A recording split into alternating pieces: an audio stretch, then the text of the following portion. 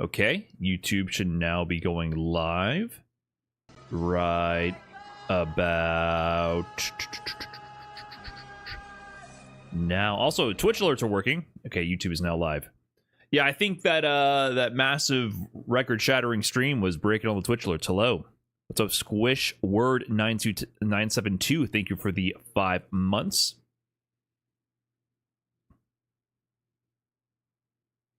I'm chilling. Hello, Joshua Fletcher on YouTube. Okay, we're live.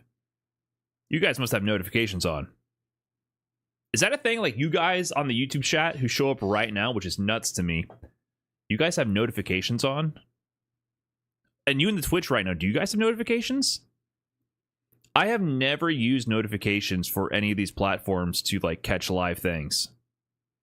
Yeah, notifications? Really?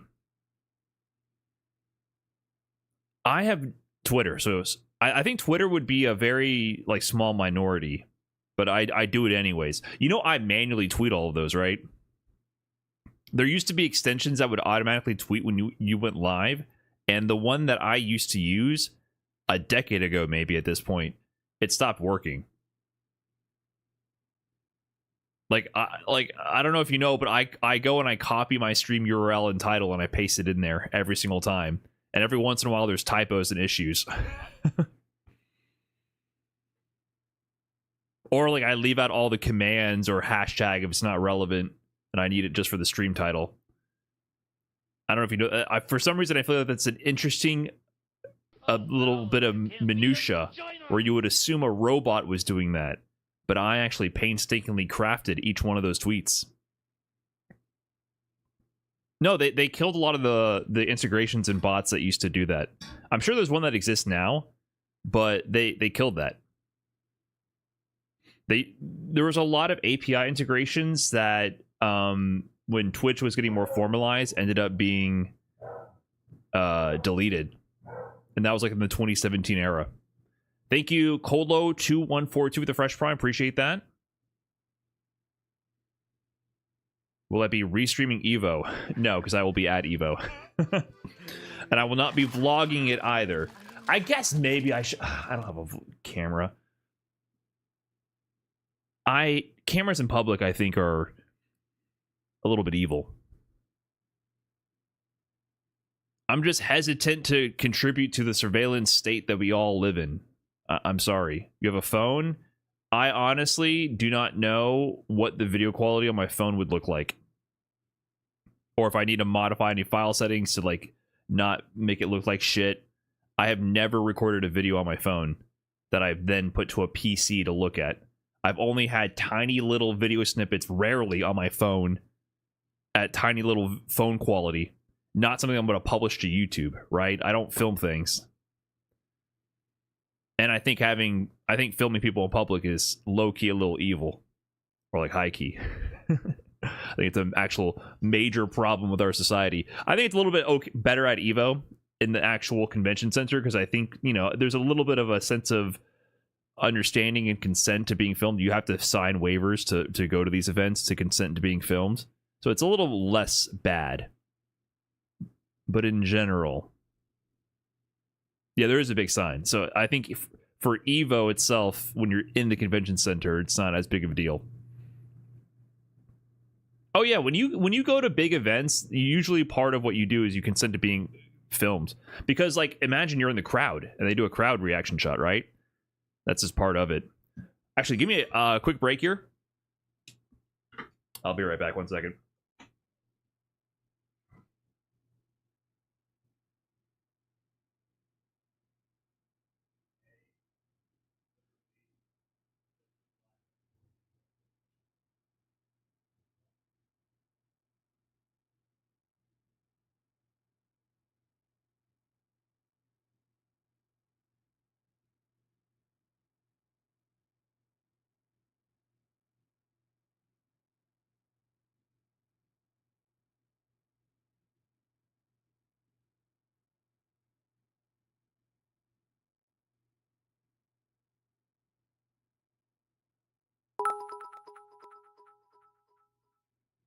"10 minutes in and my streamer already needs a break. Is he old, chat?"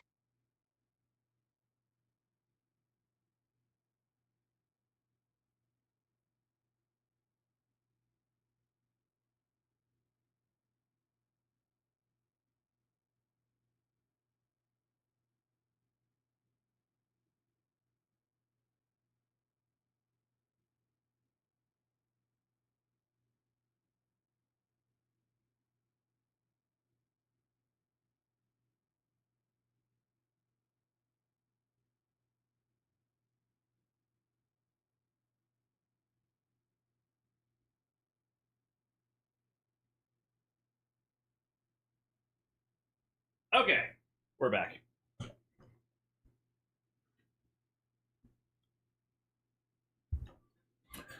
We are back. What did I miss? RUXP with the 39, thank you. Joy FK with the 100 bits. Okay.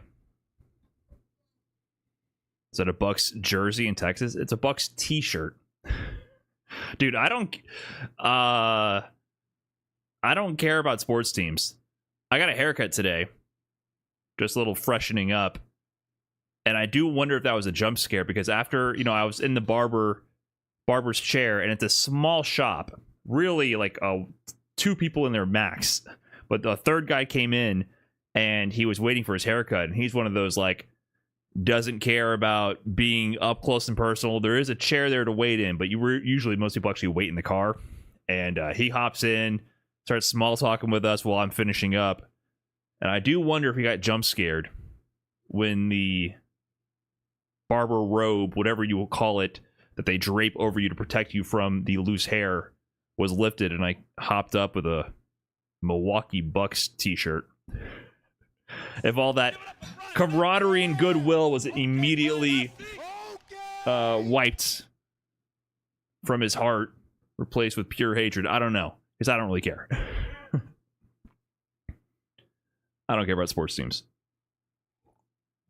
In that sense, like, I'm not loyal to any team. It's fun though. Thank you, Wham Bam Boozler, for the 5 months. Just wanted to say your YouTube content has got me back into Street Fighter after a year hiatus. I'm having a blast putting a lot of your tips and tricks into practice, so thanks. Hey, no problem. Glad you're enjoying getting back into it. Okay, let's go ahead and get some content going. We got a lot to get through.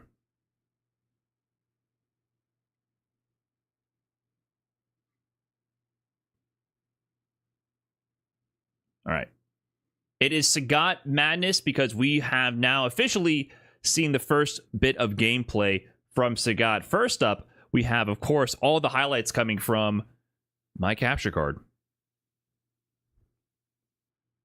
We have all the highlights coming from all the influencers getting their hands on Sagat. So there was a certain number of Japanese media outlets that had access to Sagat, and Capcom always does this thing where they do CPU versus CPU level 7. That's all you're allowed to release in terms of gameplay footage. So we have a fair share of Sagat mirror matches here, and that officially gave us a first look at Sagat's CA. So this was not in the original reveal trailer.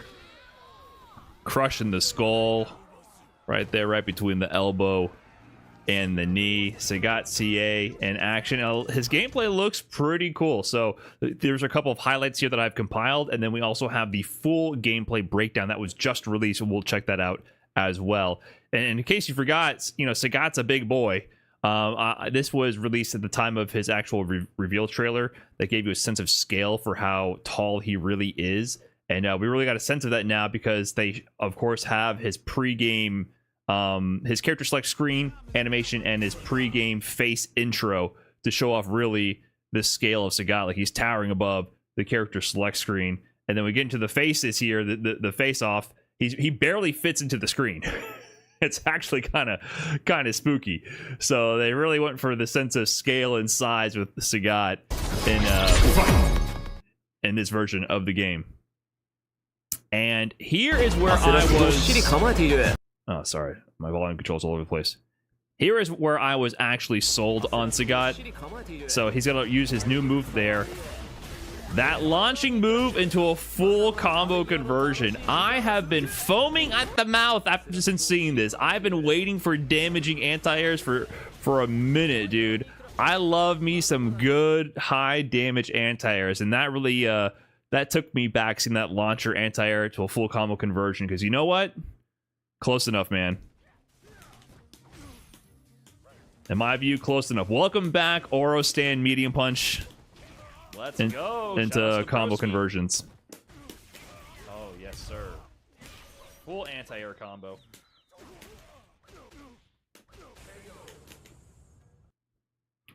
Classic. I love me some damaging anti-airs. That was one of my favorite things with Oro. So I'm looking forward to utilizing that with Sagat as well. And then this clip here had some interesting moments.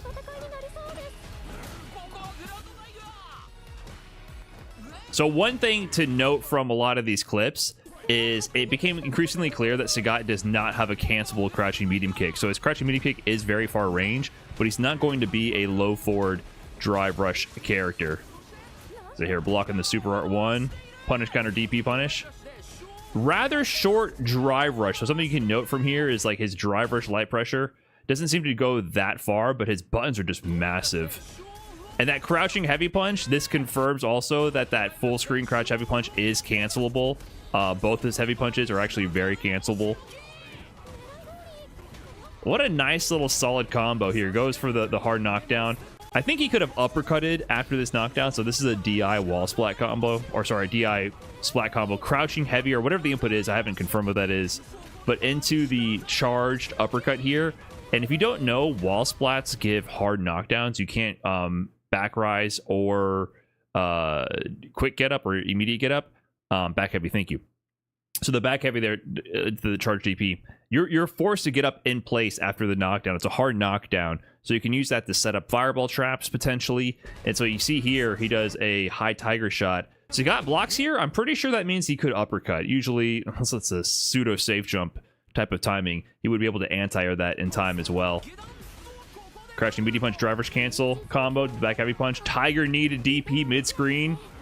Fireball traps. There we go. See, you know, there were concerns, including with myself, that how strong would his fireball traps be? There's at least one demonstrated, right? So after this combo, we can see him go into tiger knee mid screen into a DP juggle, and then that's backdash, low tiger shot. I think heavy uppercut there. So classic Sagat, little bit of gameplay right there. Puts an old soul to ease a little bit. Interestingly enough, his tiger knee now is no longer a DP input. It's quarter circle forward, which is rather strange. And then the CPU just doing random wake up level 2s just for the hell of it. Li Joe was highlighting some moments here from the gameplay as well. Look at the freaking whip punish on that. Into this full combo conversion into the wall splat for the hard knockdown. So Sagat A here on the left side goes for the big stand heavy punch.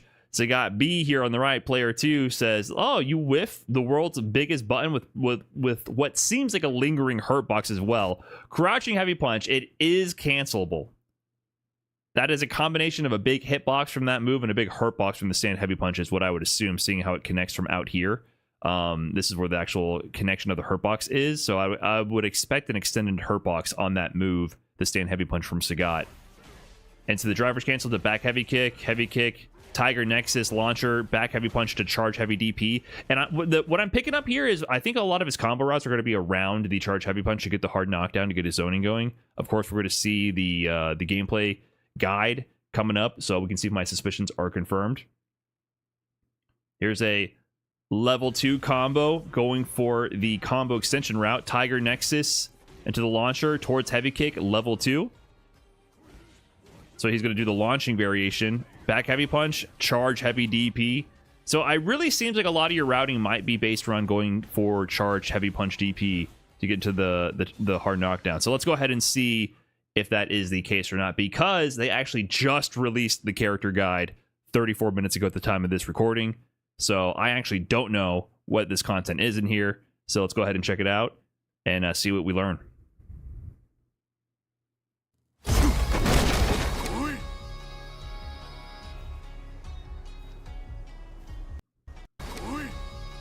All right, Sagat is a character featuring long-reaching attacks and powerful strikes.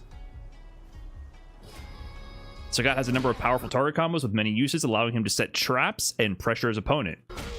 So I believe this one here is the crouching medium target combo, which he has 2 enders. So that's the punch one, which seems to leave him standing up close, and the kick one, which goes into a launcher. So both from the same starter. Stand medium kick target combo, which we saw in the trailer as well. And then from heavy punch, I would bet money that heavy punch one is hit confirmable for a knockdown. That would be my assumption. Use Tiger Nexus and its follow-ups while close to your opponent to break through their defenses. Yeah, so Tiger Nexus does have mix. You're incentivized to crouch to make things whiff, but he has an overhead option. There's no low, but then also the options that hit high as well, and that you could make crouch to make whiff, they're plus on block. So you don't want to block low forever for fear of the overhead, but if you stand, he could potentially get plus frames. So he doesn't have a low ender like Jinrai from Ken, but he has incentive to make you not want to stand as well. High Tiger Shot. Fire a key blast directly forward, useful for attacking opponents at range. This technique can only hit standing opponents, though its speed can be changed based on the strength of the input. Yeah, heavy or medium, there's only 2 strengths. Regardless of its speed, it is a potent tool against grounded enemies. It also a dependable ally for situations in which you need to replenish your drive gauge. Yeah, zone install, get your meter back. Overdrive launches a faster projectile that hits crouching opponents. Yeah, so they mentioned that the OD version, you have access to a high version and a low version. It's probably going to depend on what combination of 2 attack buttons you press to get the OD version. They both hit crouchings. They both hit crouching opponents.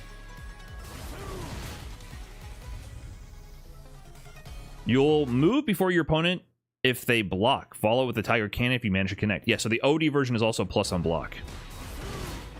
Yep.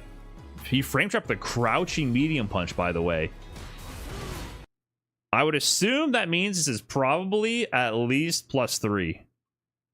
1, 2, 3, 4, 5, 6, 7, 8, 9. This might be like +4.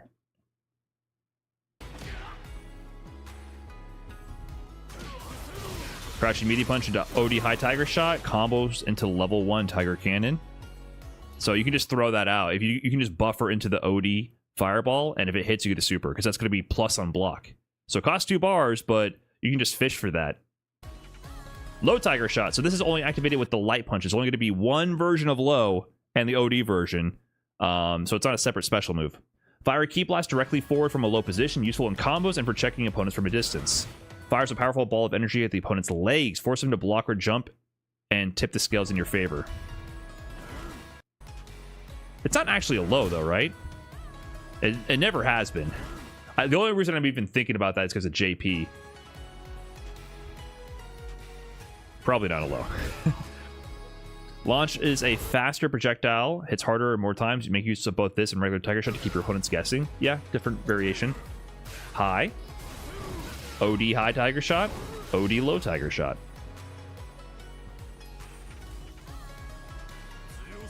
Tiger Uppercut. From a low stance, launch upward with a powerful uppercut. This is an invincible against jumping attacks, making it useful as an anti-air attack.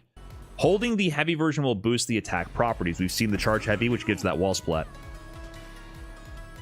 A technique that is invincible to jumping attacks. Use a light version to bring down airborne enemies. The medium or heavy version when you seek to get the most damage out of your combos. Okay, so light is the preferred anti-air is what they're implying here.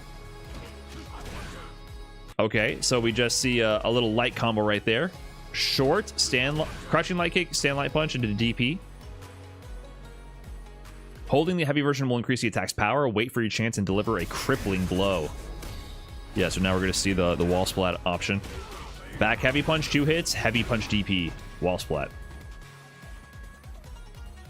A fully invincible attack, the overdrive version. It may tip the fight back in your favor, but beware as its overuse, I am illiterate, as its overuse may foreshadow your defeat.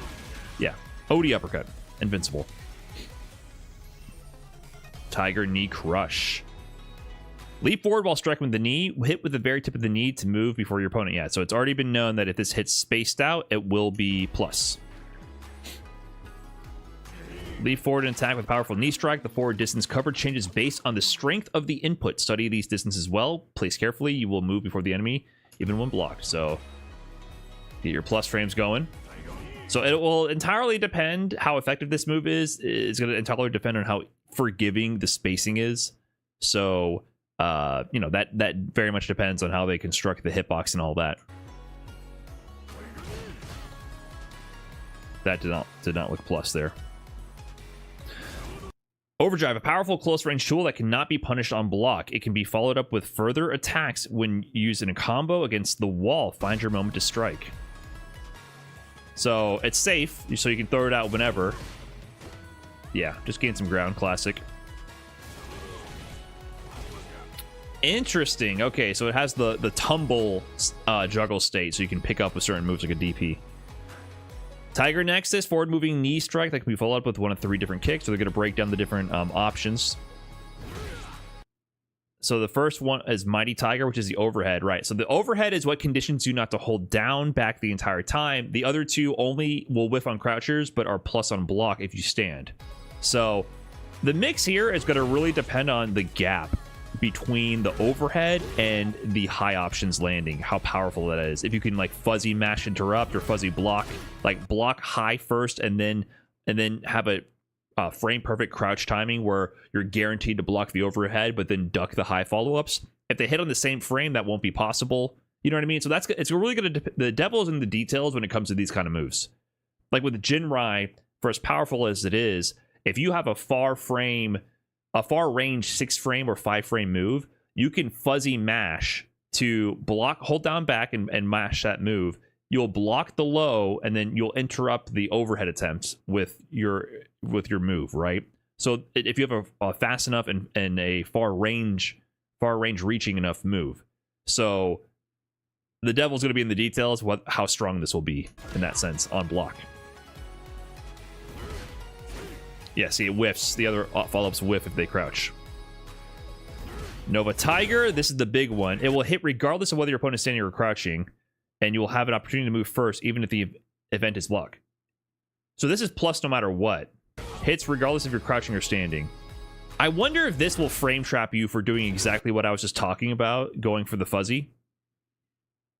Maybe this is the answer. If you try to fuzzy mash between the overhead and the plus on block high one, maybe this just like fucks you up.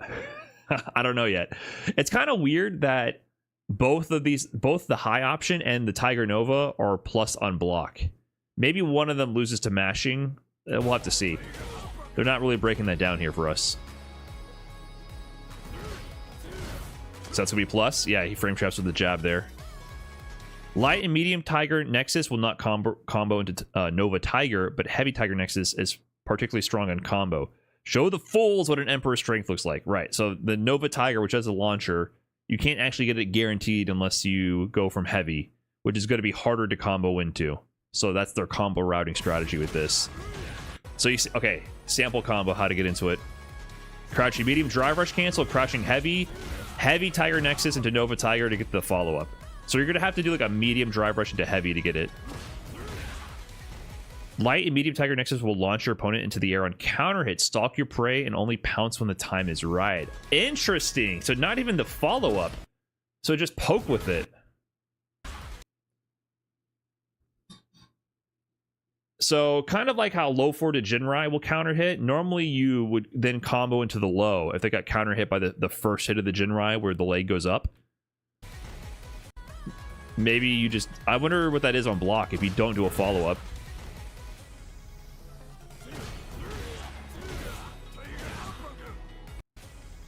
Is this considered a hit confirm?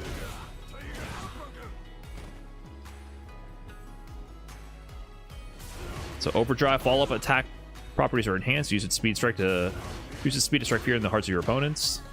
Yeah, so this is going to be a much faster overhead. Oh, let's look at the overhead versus the high. That's pretty quick. Because he does the... Yeah, you can't tell. You actually can't tell here. So the up hit and the down hit, that's just the OD Tiger Nexus. That's just the first part of the move. Then this little kick here is the overhead. That's the overhead follow-up. And then see the high version here. It just immediately kicks you high. Yeah, you cannot... I don't think this is not going to be interruptible. Dude, that's fast. You can't react to if he's going to go high or low. but you don't want to block high all the time because he's going to get plus frames. So this is going to be like day one Sagat. If you want to blow people up who don't know the matchup until we all figure out as a community how this move, the gaps are going to work and what the defensive options are going to be, especially this like OD version, brother, there's no telling which if he's going to do overhead or the plus frame one. And then if he goes for the plus frame one and you're being a good boy and defending, hold the pressure. He looks pretty close. He might be able to throw also.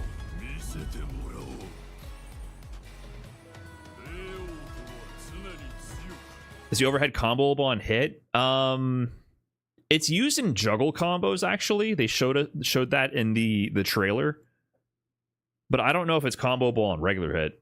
I actually don't remember that. It allows juggle combos if you pick them up out of the air with like a dry rush into Tiger Nexus.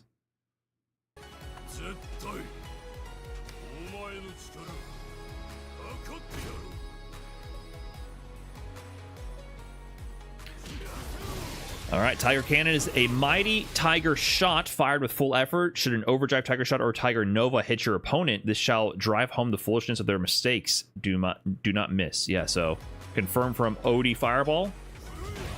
And then Tiger Nova, the launcher one that only combos from heavy Tiger Nexus. You also get level 1 as well. Savage Tiger. This is the big one, the level 2, with 4 different enders. An attack that grabs the opponent before following up with one of 4 different attacks based on... That was a lot of text. Based on directional input. The startup of this technique is invincible, and each follow-up attack presents a different situation. Yeah, so hold directions to get one of the follow-ups. There's going to be a damage version, same side, a side swap, a launcher, and I think a corner carry version, if I remember correctly. And the super just looks sick. This is the highest damage one. So keep him same side like that and doesn't give you Oki or that good of Oki, knocks him away. This is the launching version, which you can use for corner carry probably and spend resources. This is the side swap version. Great to get out of the corner with. Get in the corner.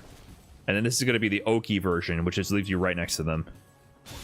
Yeah, the Savage Tiger Stomp leaves you right next to them. So they probably got to guess strike throw. So his level 2 looks badass. That was my favorite thing from the original trailer for Sagat. It looks brutal. Yeah, they did kind of... Some people were speculating that Sagat would have a command grab based on the teaser from the World Tour where he's like at the camera. I think that is represented in the super, like his character, but it's not actually a command grab. He doesn't have any command grabs gameplay wise. Vanquisher level 3.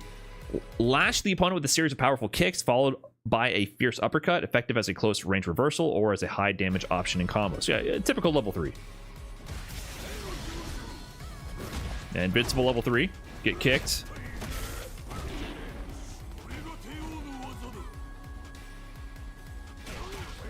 Back heavy punch, Tiger Knee, DP level 3. And this is the CA. Crunching the skull. I feel like his level 3 looks better than the CA.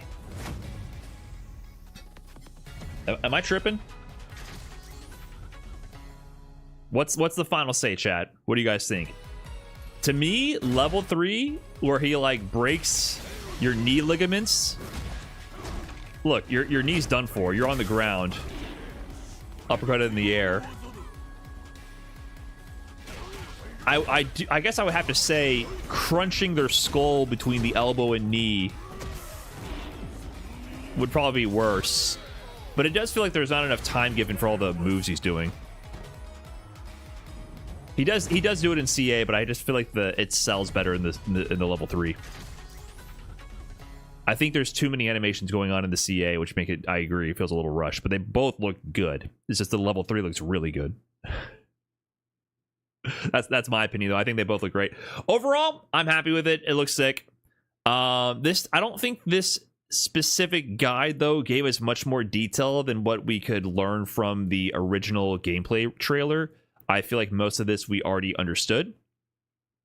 So, like I said before, I think the big thing about Sagat is For sure, there's less emphasis on his fireball zoning, and they didn't like break down the strategy. I'm predicting the strategy is based around the charged uppercut. When you're watching the CPU combos, when they're going for a lot of these different uppercut options, like you can see in these rounds, when they get the charged DP, a big part of what's going on there is that hard knockdown. And I think that hard knockdown is going to be very integral to his game plan, right? So you get the hard knockdown here, and then you can choose to either rush in. I wonder if this is going to set up a perfect frame kill for a meaty plus on block Tiger Knee, set up fireball traps, drive rush mix potentially, right? There's going to be a lot of options here from hard knockdowns. So just to be clear, I'm not making this up. This says hard knockdown, right? This is a hard knockdown right here. And I think that's going to be a huge part of his game plan. And he has both zoning and pressure options.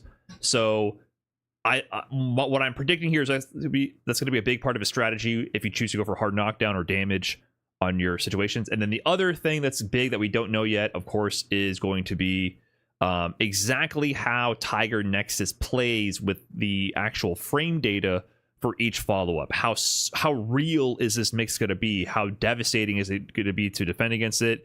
Is it going to be like release level mindless Jinrai? Is it going to be easy to develop counterplay? I think the community's collective experience with Jinrai will help us develop counterplay a lot faster, but it'll be interesting to see where this goes.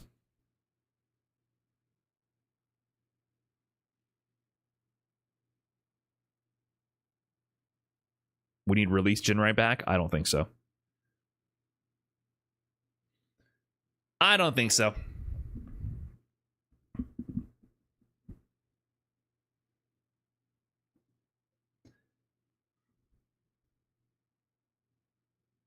Okay. We can watch this video here. This is 15 minutes of Sagat fighting, level 7 CPU Sagat fighting in the mirror match. So in a lot of ways, you learn a lot more from these matches. It's always so funny to me that the rule for Capcom is, hey, all of you people who get early access to the character, all you can do is show level 7 Sagat. You can't show level 8. But you can show level 7. Oh, he's going up against Ryu. Nice. Oh, he goes for the drive rush overhead. Gets interrupted. Yeah, that hard knockdown from DP might play nice with a lot of these options that Sagat has. Crouching medium to the fireball. Crouching medium punch got some range, man. There's probably going to be a lot of DI spam. Level 2.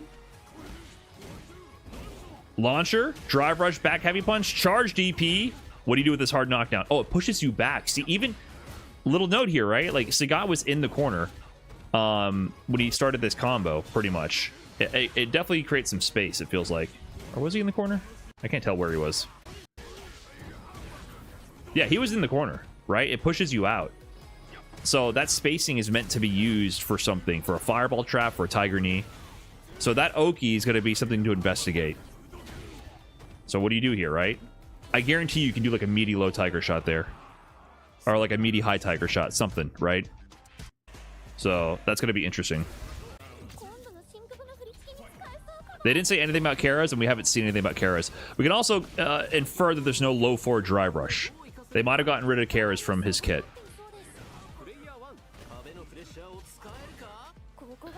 Ryan, I watched your coaching the slam and used your advice to go from gold to diamond in 2 days. Thank you. Hey, good shit, King Llama. Well played. Also, thank you, Thanos the Titan, for the 7 months. TKO Neptune Aries. What's up, man? OG, what's going on, my man? Thanks for the big 98. Appreciate that. And I think that's it for the notification. Thanks, everybody. What is a Kara cancel? A Kara cancel is... Kara means to... What does it officially mean? I actually don't know what it officially means. From cancel. That's what the Google Translate says. But the idea being empty cancel. Okay, I didn't know if that was just an FGC translation. The idea being you can interrupt the startup of one move into another move so that the initial move never actually became active and was able to hit the opponent. So Sagat, if you see Street Fighter 4, Street Fighter 5 footage of Sagat, he would often do moves where he's lunging forward and then suddenly the animation would stop and he would throw a fireball or do an uppercut or do a Tiger Knee. And what people were doing is he had moves like forward heavy kick or forward light kick in Street Fighter V, for example, where he would lurch forward before hitting you with the normal. And if you inputted the special move input before the normal was able to hit the opponent, there was a window where you can then cancel that into his special move. So that allowed him to do uppercuts from mad far, because you would throw fireball, they jump from far away, you would carry forward with towards heavy kick, get all that ground gained, and then right before the heavy kick became active, you would input uppercut. And same thing for the fireballs. You could also do that to adjust your spacing. So you could adjust spacing for your fireball patterns and your uppercuts by using the carry cancels. And there was a little bit of an execution requirement for that. That sounds lame. You know, it just, I'm not angry. I'm just sad.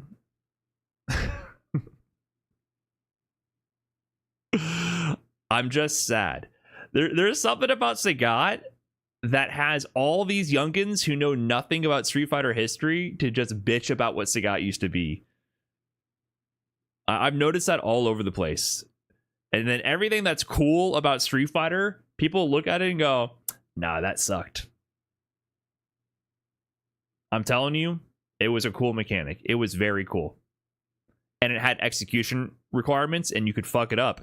Because if you went for towards heavy kick into DP, or like towards light kick into DP, and you messed up the input, you would just eat a jump in, right? So I think that's a cool mechanic. It's also what they used to do for like Akuma and Evil Ryu and other characters with their demons. Like Akuma going for the overhead chop, and then right before the overhead connects, demon comes out, you would carry cancel overhead into demon. So that sounds like a bug turned into tech. Wait till you hear about what a special cancel is. Or combos. Wait till you hear about almost any mechanic in any game series you like, how they are all happy accidents.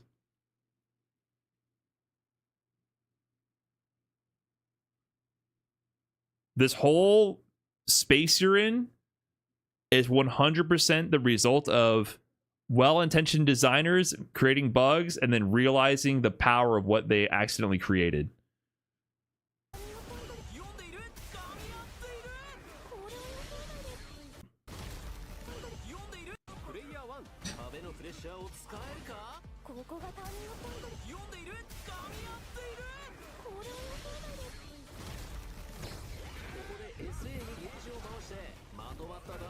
Japan loves the commentators. Come on, CPU Sagat, I need some uppercuts on the Bison shenanigans. Jumping light kick. Heavy kick first cancel, first hit. Okay, what is this route? So heavy kick first hit, cancel into heavy Tiger Nexus, into the Nova Tiger for the launcher. Drive rush, crouching medium, target combo into the punch.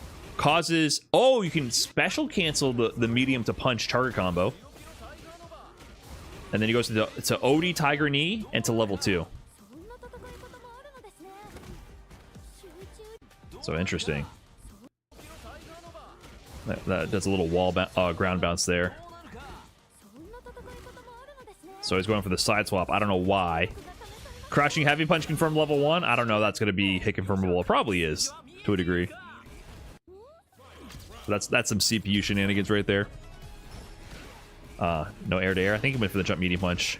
Driver stand medium punch. Crouch heavy punch TP level 3. Wait, how did he did he not just do level 2? Oh, this is fake. This is fake news here. They're splicing together rounds. This is like what the replay channels do when they create fake tournament sets, and they piece together random games from random rank sets and random battle launch sets to create a narrative of a close set or something. Or they're splicing here.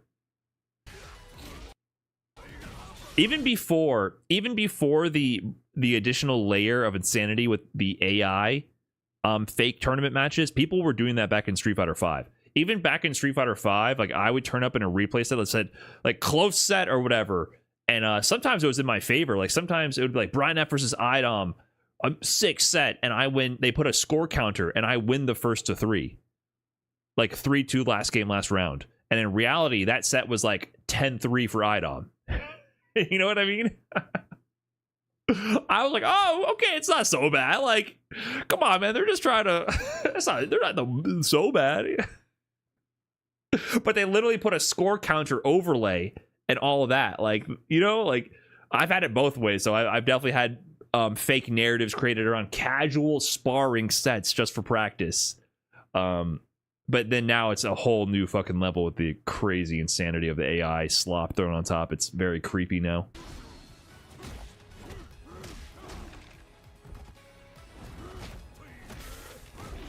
Too many supers. Want to see some combos. Stand like it. Ooh, there we go. See, that's what fuck this super. This is what I'm looking for. Forget the super. I want to see this. You know, like, this is what I want to see. I want to see Sagat walk up and do that. Yes. I'm so much more hyped for this than the level 3. This is Street Fighter brain. Nice little poke. I like the way it looks. Tries to go for an overhead after. DI CPU spam. Crouch heavy punch. Oh wait, we got a real combo.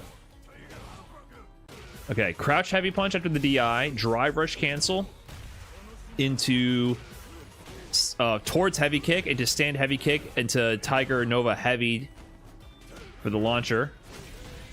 Oh, he's doing crouching medium punch into Tiger Nexus. Please tell me the CPU zones out Zangief.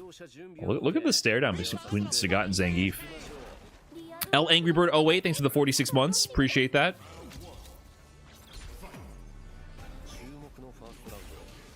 Sagat, you're not supposed to walk towards him. Walk back and throw a fireball. Please. Why is he rushing this man down? What are you doing, Sagat? Please walk back and throw a fireball. Please. Look at this rush down. Oh my god.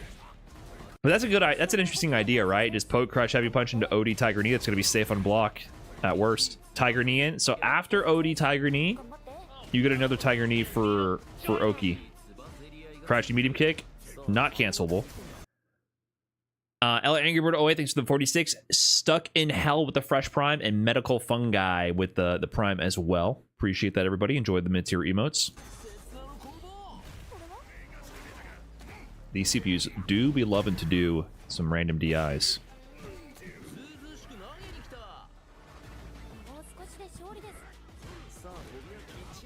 Oh, nice hit confirmed CPU. Man, look at this jab right here. Hold on. This is a stand light punch. Look at the range. This is a really far range light punch. 1, 2, 3, 4, 5. I'm assuming it's a 5-frame light.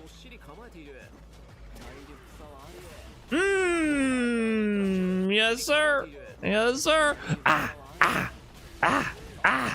That's what I'm talking about. Yeah. Back heavy punch, high tiger shot, drive rush, stand heavy kick, tiger knee, DP. There we go. That's what I'm waiting for. Drill cross cut? Oh, come on. You got to do the drill, CPU level 7 Sagat. You got to do the drill. This is what we drilled for. Listen, I got the perfect warm-up drill for you. I got you covered, Sagat. Don't worry.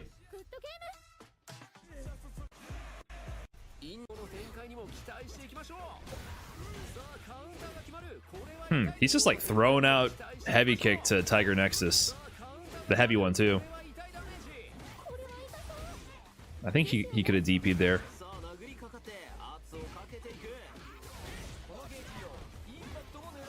Yeah, let's look at that setup. This is a really weird setup because he's like walking forward. But yeah, the high tiger shot still has really fast recovery. Like, look at that. Looks like he's about to get jumped in on, and then he blocks. So that means usually the rules are if you can block after throwing a fireball, you could have uppercutted. So if this level 7 Sagat wasn't whack, he would have uppercutted there.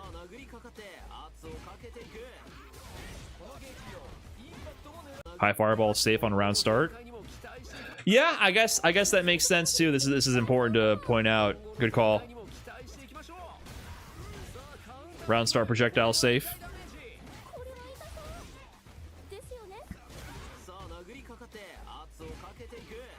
Unless you were at, yeah, slow DPs don't apply, right? But the Shoto rules, those are like Shoto rules.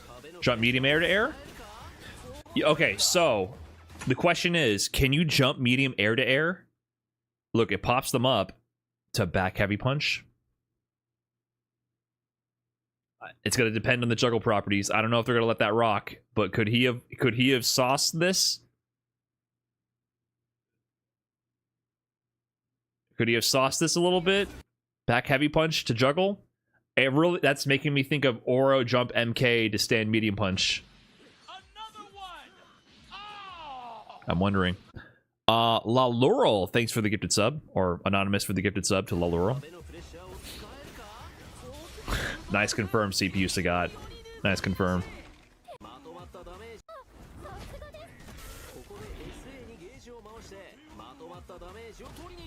Oh my god. Look at this button, man. He's just like, hey, smell my armpit real quick. Dude, how you can't block that. That's got to be an unblockable MK style fatality, like a brutality right there. He just went through your skull. Come on now. The fist literally went through your skull. Crazy pushback on that too. Like he got hit, but I wonder if this is like going to be a spacing trap. Look at the pushback.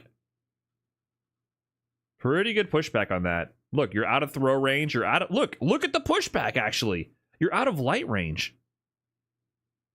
This only connected because Marissa pressed a medium punch and Sagat pressed jab here.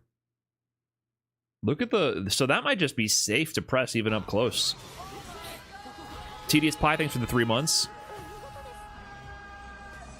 Yeah, he can maybe spacing trap with that.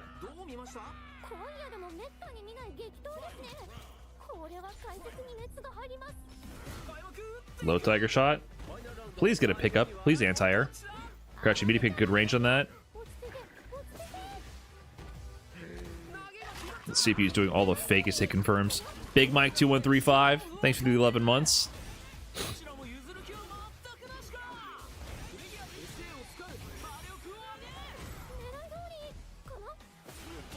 Wake up driver stand medium. There we go. We're playing some Street Fighter 6.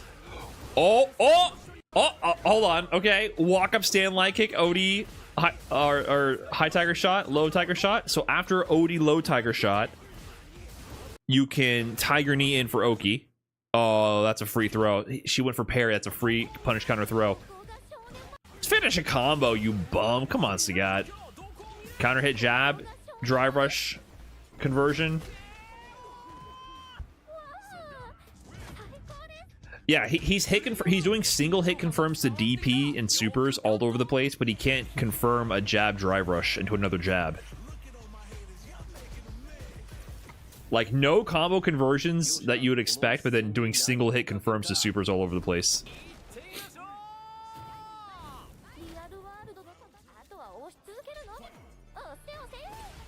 They didn't even show the first round against the Mai because it was a wash. High Tiger.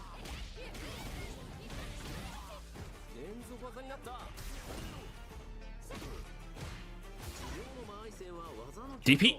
Brother, why does the CPU not anti-air? I don't like the CPU Sagat. He's not playing Sagat. Is he just going to get the shit beat out of him? We don't even see the first round. He's making a comeback, ain't he? Okay, wall splat. We get a wall splat combo. He's going for level 2. Raw level 2. Launch. Back heavy punch. Charge DP. Oki. What are you going to do with this hard knockdown, Sagat? You're going to throw a fireball for once? You're going to do fucking jack shit. Crosscut. Do something. And then you do single hit confirm heavy kick to DP.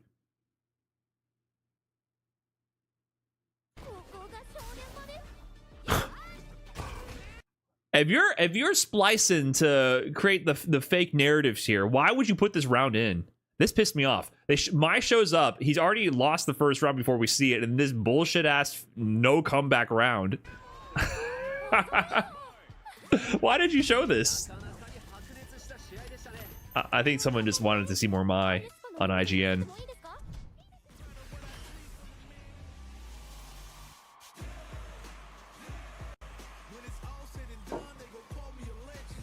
The CPU gameplay is sometimes okay. You actually learn a lot from the CPUs in this game. It's one of the better CPUs in fighting games in general, especially better than anything Street Fighter has ever produced. You actually learn a lot. But this CPU Sagat is pretty actually... He's kind of dumb.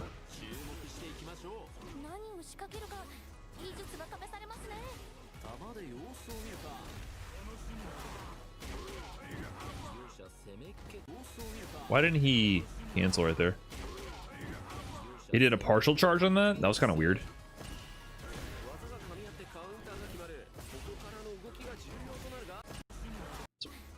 Hold on, what did I miss?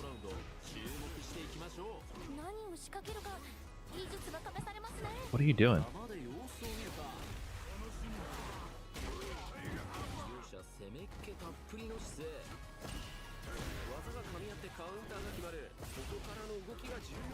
Yeah, so it seems this is the combo route. If you get the Nova Tiger from the heavy Tiger Nexus, which you only get access to combo into from things like a heavy, then you do drive rush, crouching, medium punch, heavy punch, target combo to get the ground bounce. Then you can do OD Tiger Knee. We've seen DP, and we also see regular Tiger Knee for corner carry. That was light Tiger Knee. Jump, medium punch, air to air DP. That was kind of sick.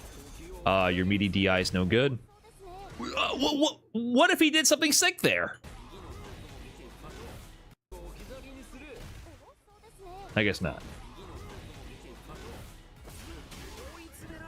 Okay, yeah, dry rush after the launcher, also another route into the heavy DP, charge, wall splat, Oki. You gonna do something interesting? No, these guys have really bad Oki. That might be hit confirmable to DP. This might be for real. Like, that seems very hit confirmable. That's huge. How much damage did that do? Single meterless hit confirm to a knockdown? That's not bad. On a huge button like that?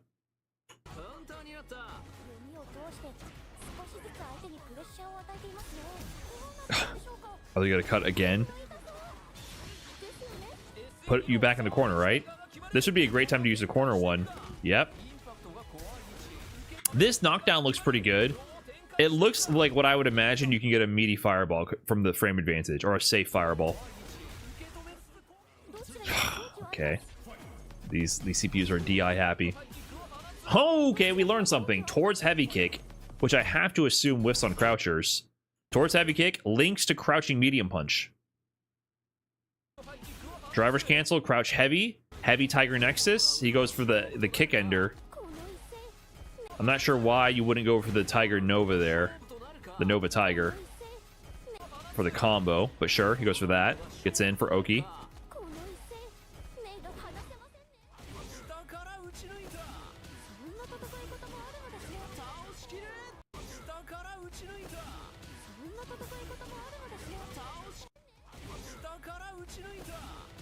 So drive rush medium goes straight into crouch heavy.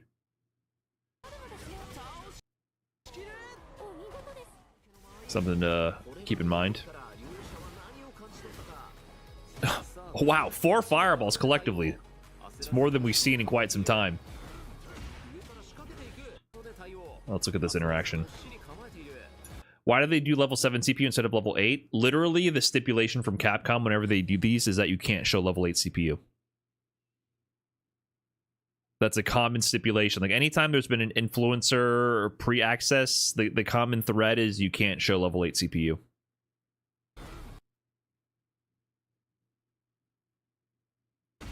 Jump heavy kick looks really good, far range.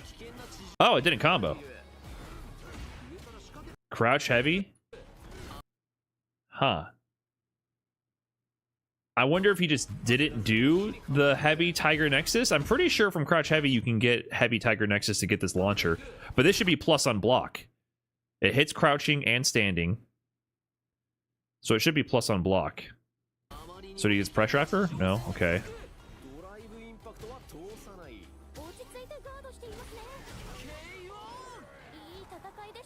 I'm starting to believe the CPU. I believe I can do all these single hit confirms.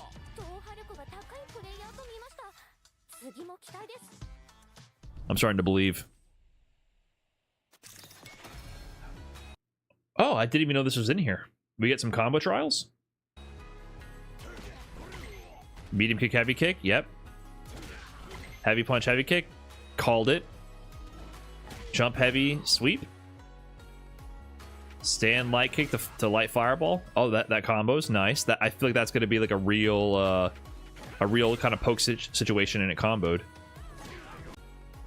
So, crouching medium now to Tiger Knee. So Tiger Knee is a quarter circle forward, by the way. So, changing up the move inputs. Crouch heavy punch into DP. Nice. Wall splat combo. It's going to be crouching medium punch to... Yeah, so it seems like the crouching medium punch to heavy punch stabilizes conversions, that target combo, to a ground bounce, and then you can pick up from there with heavy Tiger Knee. So crouching light kick, crouching jab, DP. Stand medium, links to crouching jab into light. So light's combo into light Tiger Knee as well, looks like.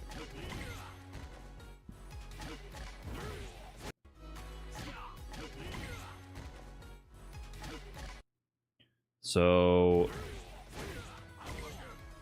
Oh, so in the corner, you can combo into light Tiger Nexus and get a DP.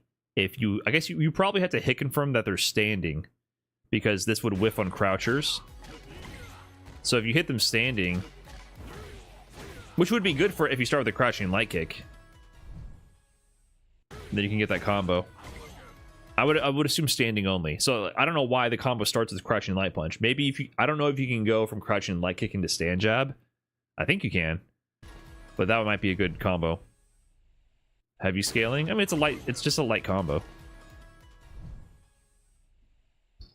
Yeah, there's no way you can show all the trials. Oh, thanks. Ah, perfect. Auto combos.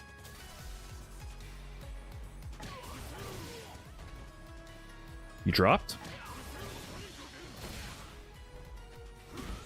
Oh no, they dropped the auto combos. Can you do it?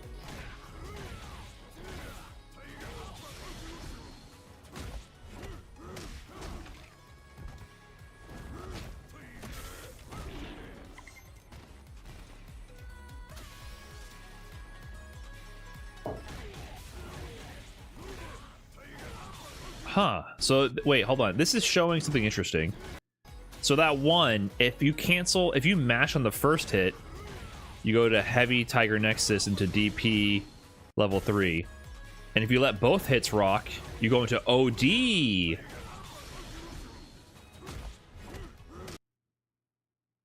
That might be useful for block options.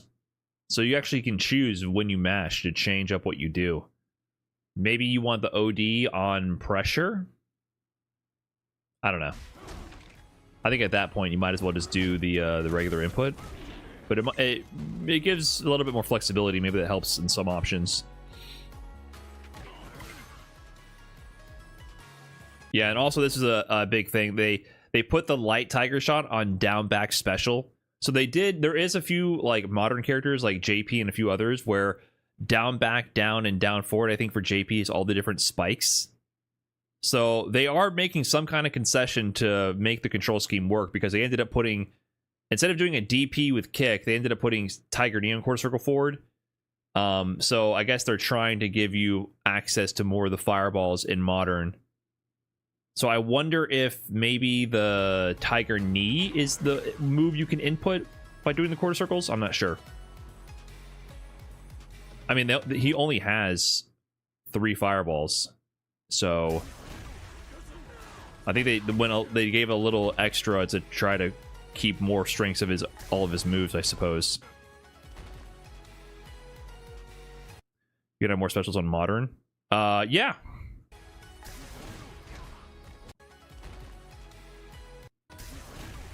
Why are we removing specials? They want to go in a new direction. It does start getting wonky though. Like having 3 different fireballs on down. To me, it makes sense to put JP spikes on down back, down forward special. But to start putting Sagat's fireballs on forward, like having a fireball and a down forward input just is wrong. That's just wrong. A big part of the whole thing with fireballs is it's supposed to be a little hard to walk forward and do them.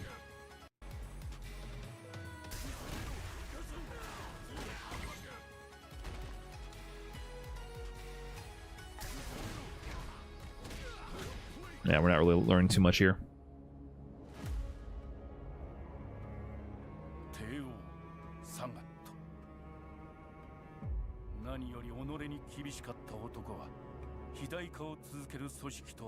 Is this Elden Ring?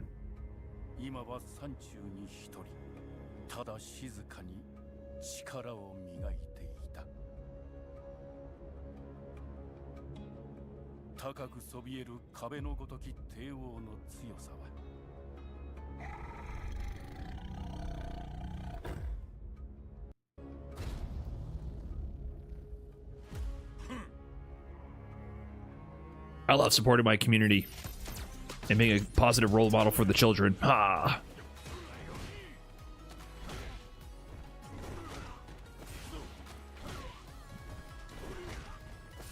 Is he evil or not, man? You get the Sagat was for the kids, you know? They keep running this weird middle ground where he looks scary as fuck, like he's about to be evil as hell. But they're like, nah, he's just in the mountain moving logs for the local village children. You know? Like, oh, him? Don't worry about the 8-foot tall guy with the eye patch and the all white eye with the menacing grin who says he will crush you over and over. Don't worry. He's a teddy bear. He's a sweetheart. He's just there chopping down trees with his bare hands and smashing them with his knees to create lumber and firewood for all the children to be warm and cozy at home, you know?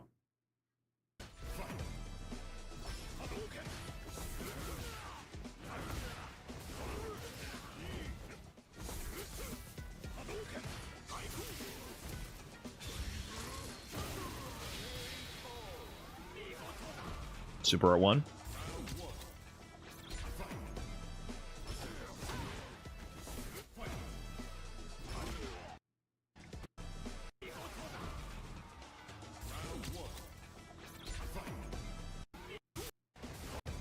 I feel like I'm missing something. Yeah, I feel like I'm not understanding what they're showing me.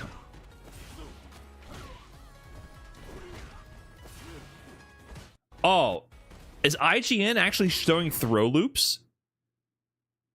This is so weird to me. This is such a jarring video. This is from IGN, okay? A gaming publishing company.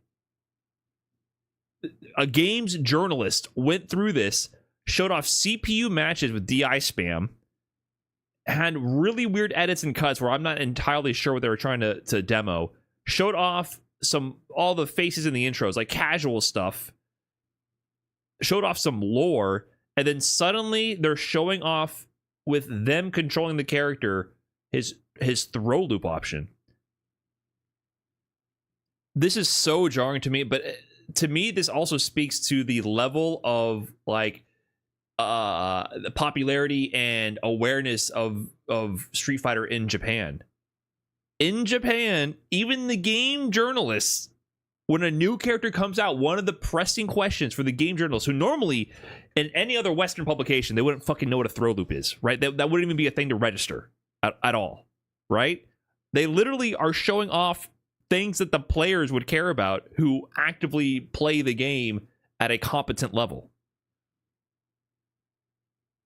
This is jarring because I was expecting, my brain was primed for mindless CPU DI spam. Suddenly, they're showing off his. I think they're trying to imply that he has a throw loop with drive rush, kind of like Elena. I think that was the implication there. Okay, I didn't understand. Okay, this is something about his fireball patterns. Okay, this is actually a meaningful section. Let me turn my brain on. They're actually doing something here. Okay. Blocked a fireball from Ryu. he tries to charge up his Denjin, punish with a fast low tiger shot, and then after that, low tiger shot beats out that Tatsu attempt, and then low tiger shot hits meaty. Okay, they're showing off some decent fireball zoning patterns. Level 1 has 8 hits of super projectile durability. How many?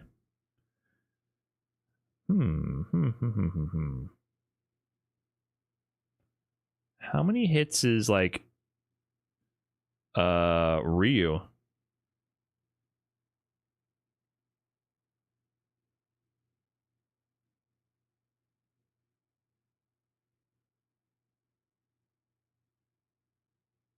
So they showed this in the gameplay trailer. 7 no, super at level 1. Number of hits 5. Okay. Now here's what I'm thinking. What about Rashid? The problem with Rashid is he can kick it. 5. But when you kick it,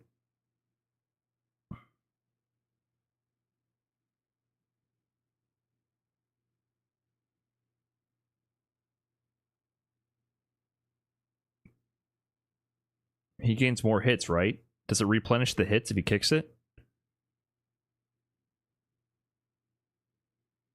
8 with Denjin. What I'm getting at is maybe he can punish raw level 2 or certain level 2 setups from Rashid with his level 1.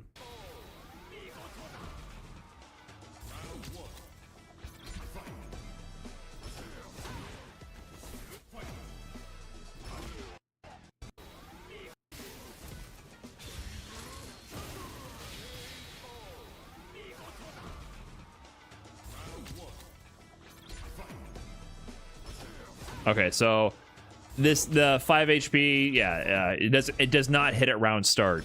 So in the gameplay trailer, they showed this big ass button in the beginning versus Ryu. Ryu pressed his heavy punch and Sagat pressed his. So it doesn't reach round start, but it can whiff punish buttons from round start. That was like one of the opening sequences in the gameplay trailer. So it almost gave the impression that his heavy punch reached from round start distance. But if they do something, it hits. Inputs.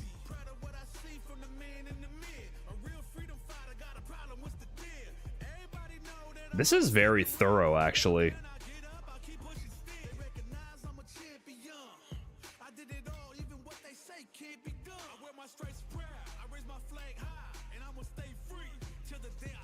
So, nothing I can learn without reading this in Japanese.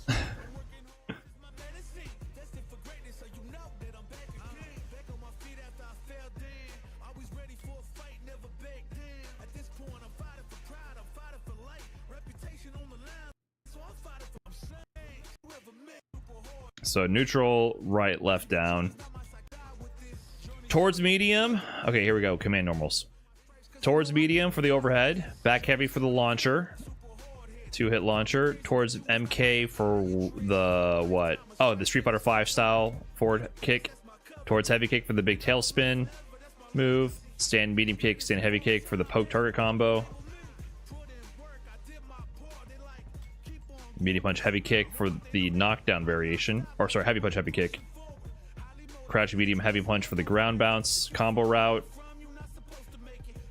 And then the heavy kick version gets a knockdown.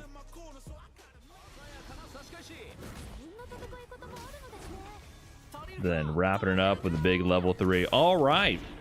Those would be the Kara moves. So listen, tinfoil hat time.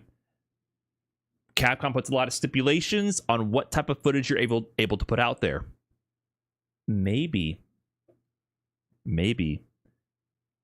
Kara cancels are a level 8 CPU exclusive. And the game's journalists were specifically told to not show any Kara cancels. Do I believe any of this? Not really. I do not believe in getting my hopes up.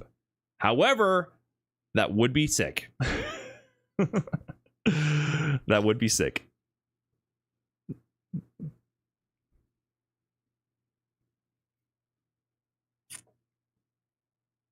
If I was in control of this, that's my content creator brain going there. That's what I would be. If I was really pulling the strings behind the scene, like some people seem to insinuate, that's the stipulation I would have created. But I don't think that's the case. That would be so sick, though. Unfortunately, I think it might be another relic of the past. That is why we didn't see my round 1, why he went for Kara DP and a miss and he died.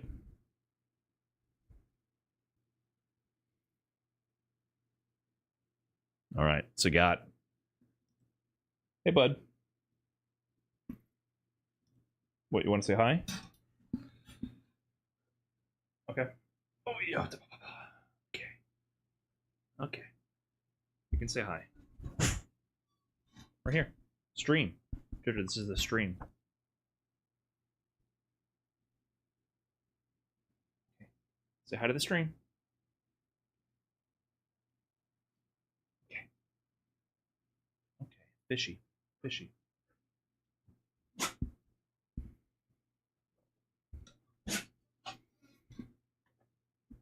What are Jojo's thoughts on Sagat? Lame zoner, bitch ass, fight like a real man. You know, TIE fighters are meant to fight up close and personal and brawl. Why is he throwing fireballs like a fucking bitch, dude? Come up here and fight me, scrub. Yeah, he's been telling me that nonstop.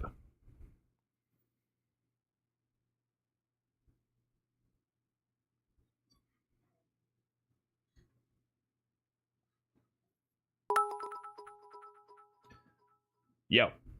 IDK why Kara cancels are being removed. When I first got into FGS a few years ago, they were something that drew me in. I don't get it. Well, you see, the problem is some people couldn't immediately do them, and therefore it must be eliminated. Just kidding. I don't know, man. You know, in general, it didn't fit with their design. There's still a tiny chance it's in there. But if they are removed, which they probably are, it just wasn't part of his core design. I don't know. It just be what it is. I'm down for characters to evolve and change, and I think the vast majority of character redesigns in Street Fighter 6 have been very good, actually. Ed, I think Ed's redesign is amazing. Ed was like my one of top 3 least favorite characters in Street Fighter 5. And I think he's great. He's one of my favorite characters in this game. DJ, I think they did a good job with, even though DJ's annoying. Bison, I do think they dropped the ball. I think they dropped the ball with Bison. His visual design is cool, but his gameplay, nah. It's too Street Fighter 6 EXE for me. Even Luke was cool now. Luke is just cool because he's not broken. I don't think Luke was ever... Luke just showed up, was shoehorned into Street Fighter 5, and it was too fucking broken.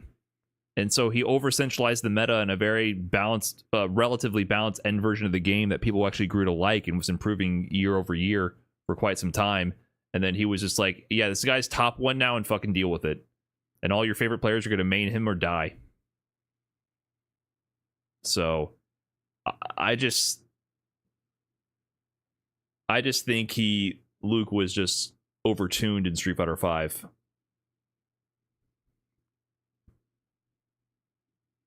And people hadn't warmed up to him being the new poster boy yet. Deuces GR, thanks for the gifted sub.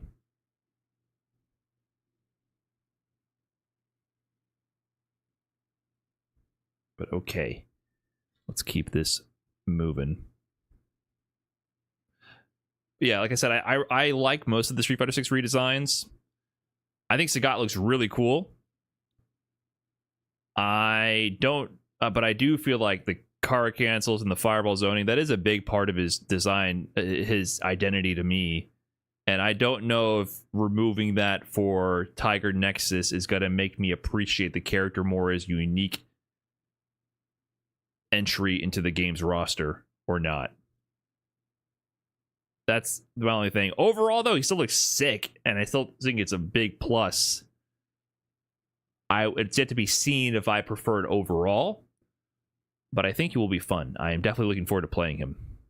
So overall positive for sure, with a hint of maybe it would have been cool if you included these other elements. That's my impression so far. But overall, definitely still excited to play him. His animations and buttons and moves look sick, so should be fun. Hardstyle Fish, thanks for the tier 1. Well, appreciate that. Join 'em. Okay. Let's get back into it. All right, the rumors are true. This jolly fella right here has made it to Master Rank. Tyler1, famous or maybe infamous League of Legends player, chess protege, has taken his talents to the world of Street Fighter 6 and has made it officially to Master Rank. And it's pretty interesting because Tyler originally picked up Street Fighter 6 for the AT&T Annihilator Cup, where it was a team tournament influencer event where every week they were playing different games in order to place within that game and acquire points to a leaderboard over the course of multiple weeks and multiple games in different genres. And one of those weeks was Street Fighter 6, where a lot of big influencers were playing the game, including Tyler1, where he originally picked up the game and played Modern Ken.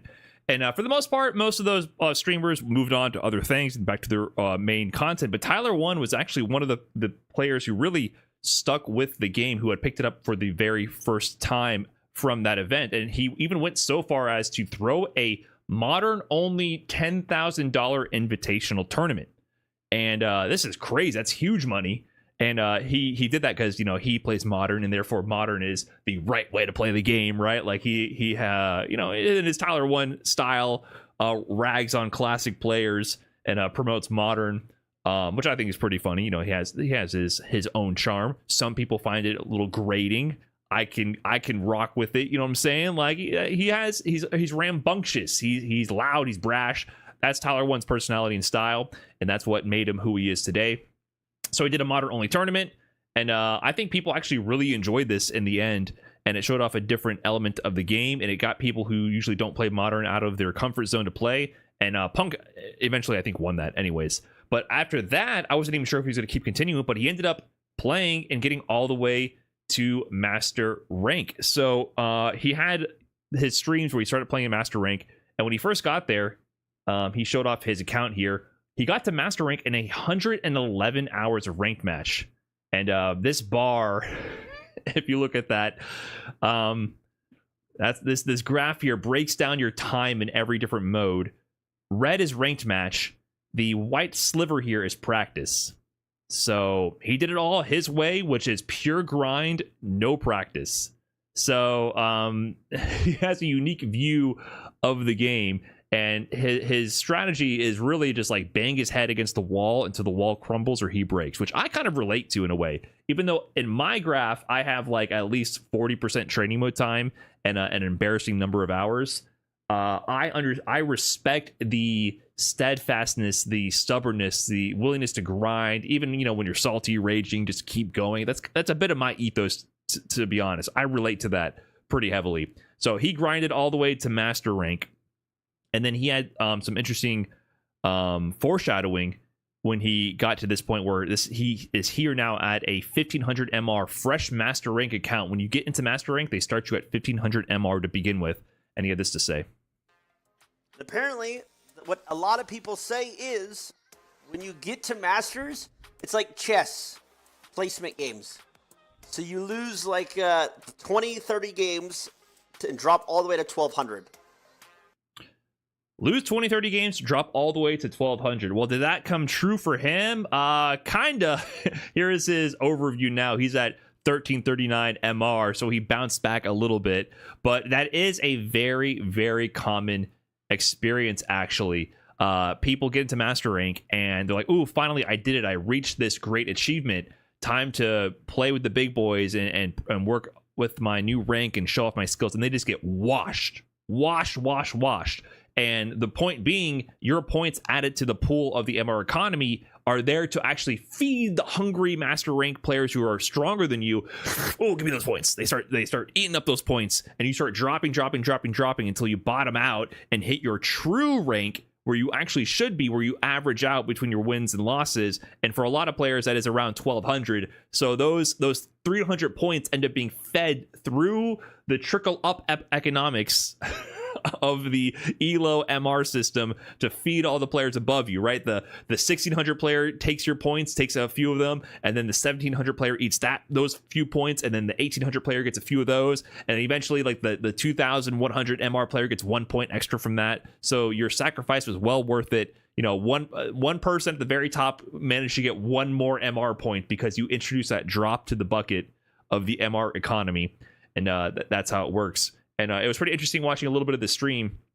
Tyler reacts to an R Street Fighter thread discussing him getting into Master Rank.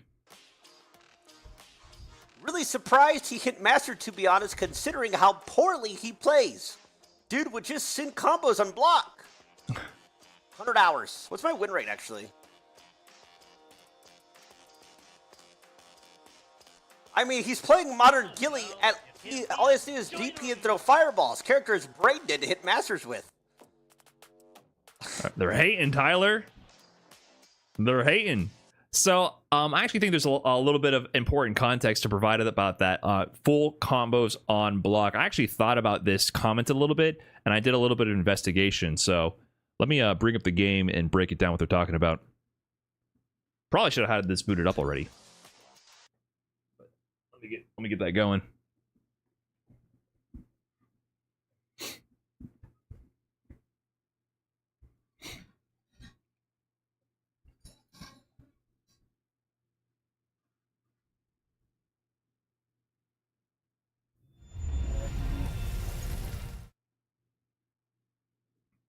No tabs, there's tabs.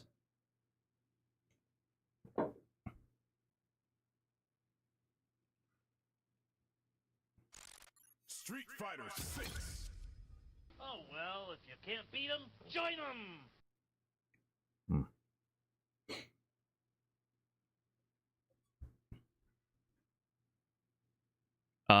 Philitron, thanks for the prime, and it's one time, thanks for the tier 1, and Hardstyle Fish, thanks for the tier 1 as well. Is my shit not plugged in?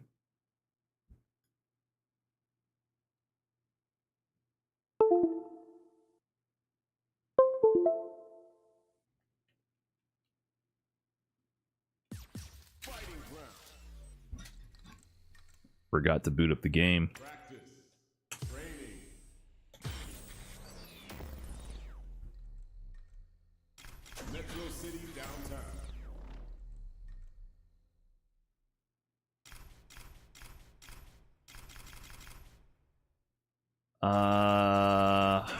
Guile.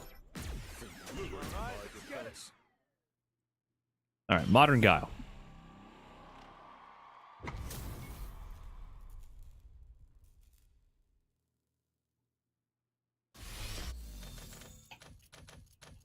So, what are they talking about sending full combos on block? So, in modern, of course, you hold the auto button in modern and then mash buttons to do combos. So if I'm holding the auto button and I mash light punch, I will get this combo.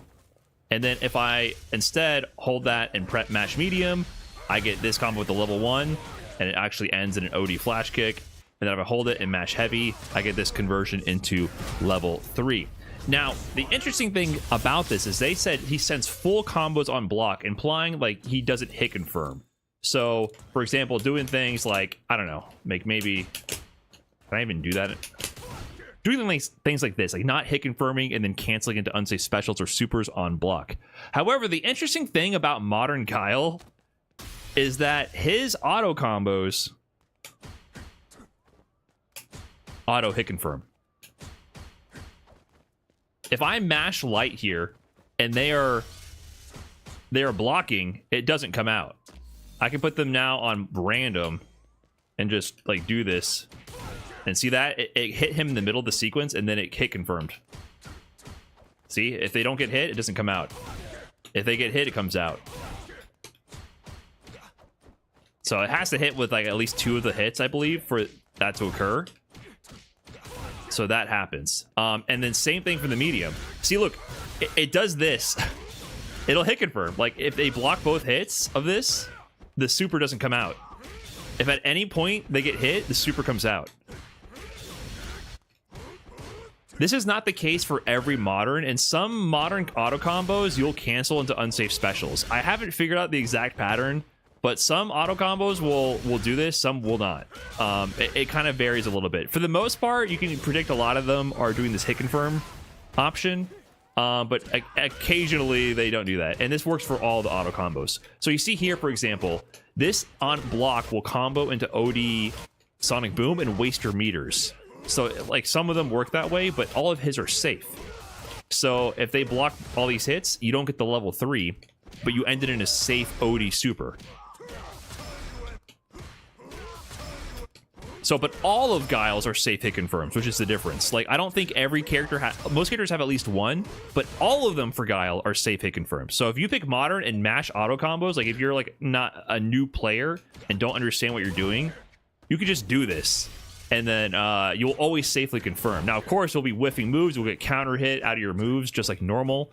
But that is a thing. So the question is, was Tyler1 doing this spamming? Like this is literally spamming without hit confirming to get into Master Rank. That is the question, right? We'll actually review some of the footage to actually confirm if that is true or not. But the accusations from Reddit are that he is sending full combos on block and making it all the way to Master Rank. But I also think there needs to be a bit of a clarification to understand the scale of the accomplishment here. Getting to Master Rank as a brand new player in 100 hours and like very new to fighting games is an amazing accomplishment for anybody. I don't care, man. I don't care. If you're new to fighting games, getting to Master Rank is an amazing accomplishment. However, I do think it is important for people who aren't familiar with the Street Fighter 6 rank system to get the full perspective here, because I don't think it's really clear to people what Master Rank means in Street Fighter 6. And I think we have some stats that can help clarify what that actually means. So here is Cat Cammy. I'm going to use a lot of their graphics here, Cat Cammy 6 on Twitter. Please give them a follow, show them some love. They put out a lot of really good information. Here is one graph they produced here that showed the rank distribution of active players played at least one game the last month before Season 3 patch. This was back in May 31st of this year. So this is from active players. So, of course, this means there's a lot of accounts that are dormant and haven't played any games that are at these different ranks. But if you look at the active player base, 31.59% of the players at that time were in Master Rank. Most of them were inactive, 0 MR, like right here. This means 0 MR, but the vast majority of them were actually at between 1400 and 1500 MR. The most amount of active players were in Master Rank at 1400 to 1500 MR. And then you see the next most populated tier of active players is 21.4%. So this is just to give perspective of how like rare a Master Rank is, because I think a lot of players who aren't familiar with the point of Master Rank view it as like the final tier, the final frontier. Master Rank is meant to be the new rank system. It means you're ready to be judged by MR, which is a very brutal ranking system. MR is then the ranking system you care about at this point, because if you see here how rare it becomes as you go up every 100 MR. You see here, you start at 1500, which is 1500 to 1600 is 5 right here. Then see this huge drop off from 1500 to 1600 to High Master right here, which would be 1700 to 1800. Then to hit 1800, you're down here. Then Ultimate Grandmaster, like it's just exponentially. Oh, here, let me make this very clear. Let's go over here.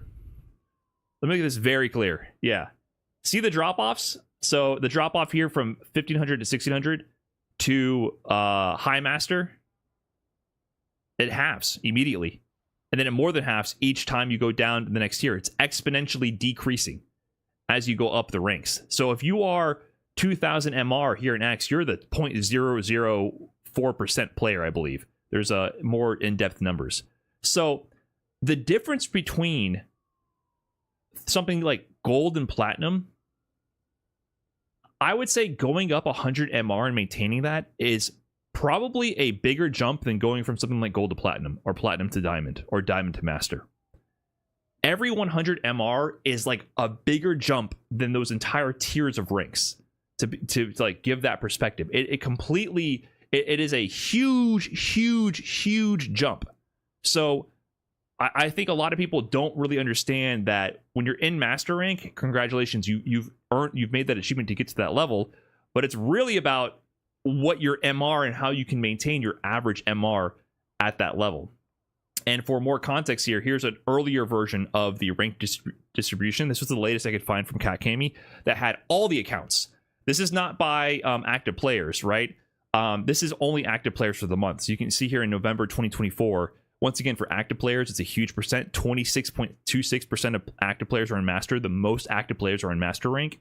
But if you do all accounts, so this includes inactive accounts, so people who fell off the game and stopped playing, you can see that master is 12.91% of the accounts that have ever ranked up in this game. So it's definitely a lot less than 20, but you can see master is still higher than bronze and iron and rookie. It only is eclipsed then by silver. So master is still a very common rank in terms of being the highest rank in the game, which I think when you compare it to other ranks, think of League of Legends Challenger, that's not what you want to look at. You want to look at these things. More than 2,000 MR, this stat here, more than 2,000 MR, is the top 0.004% of players. So that is where the MR is where you actually get to determine where like the actual separation begins to the upper echelon. It's via the MR ELO system that is in the game. So that's just to provide some context. If you care about that, if you want more context also, you can see here that MR is like a closed economy system, and most of these mastering players are in Japan. Here's the breakdown of mastering by country. Japan has 127,408 mastering accounts. USA has less than 20,000. An order of magnitude difference. So when people talk about how hard it is to get legend in the US, it's because you only are exchanging the points in the closed economy system with people in your region. Therefore, when there's more points overall in the region, more fresh master ranks getting to master and then losing their points to the higher ranked player, that allows more people to get those ranks. That's why when the top 500 ranked players in the world, 333 of them come from Japan. It's not just because Japan has all the best players. They do have a lot of the best players. It's also like an mathematics question. The US does not have access to all these points. There's more rank inflation in Japan because there's just more points circulating to feed up to the higher ranked players, right? So that just gives you a lot more context for how this economy of points work. So the big question is, or the big relatable moment is, a lot of players, they show up to master rank, they're proud of their achievement, they are in they're at this point right here, this 1500 range, and then they immediately drop to the most populated rank, which is here, which is 1400 to 1500 MR. They all immediately drop here, and a lot of them drop down here, which is the 1300 range. So it's pretty painful, and Tyler1 getting to master rank is about to experience that firsthand. But we're going to see, if Reddit is true, if their assumption of his gameplay is true, that he's just sending full combos on block and getting it totally wrecked in mastering. We're going to check out a little bit of his experience here now. Sniped my Smurf at the end of last stream, actually. I had played off stream. We ended last stream D4. Played off stream to Masters. I was getting fucking sniped. I'm about to actually just like lose like less or less than 5 in a Gamba for how many losses in a row? Mod! Make a gamble! Am I gonna lose 5 plus or less than 5 in a row? Less than 10 in a row? Or less than, this guy's 1600. This guy's 1600. This guy's 1600. 1600! Hungry for the points immediately. How many is he gonna lose in a row? Oh, him!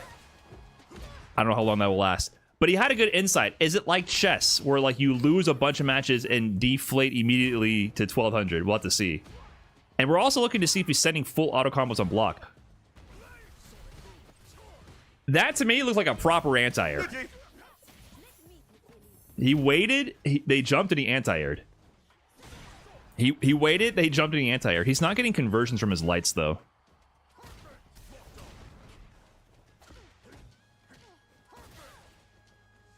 I actually see 0 auto combo spam.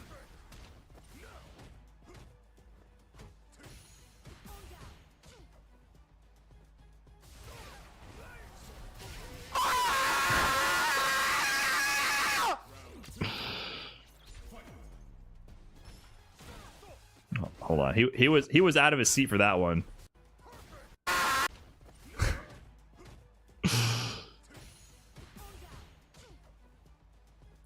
I think this is a common reaction, man.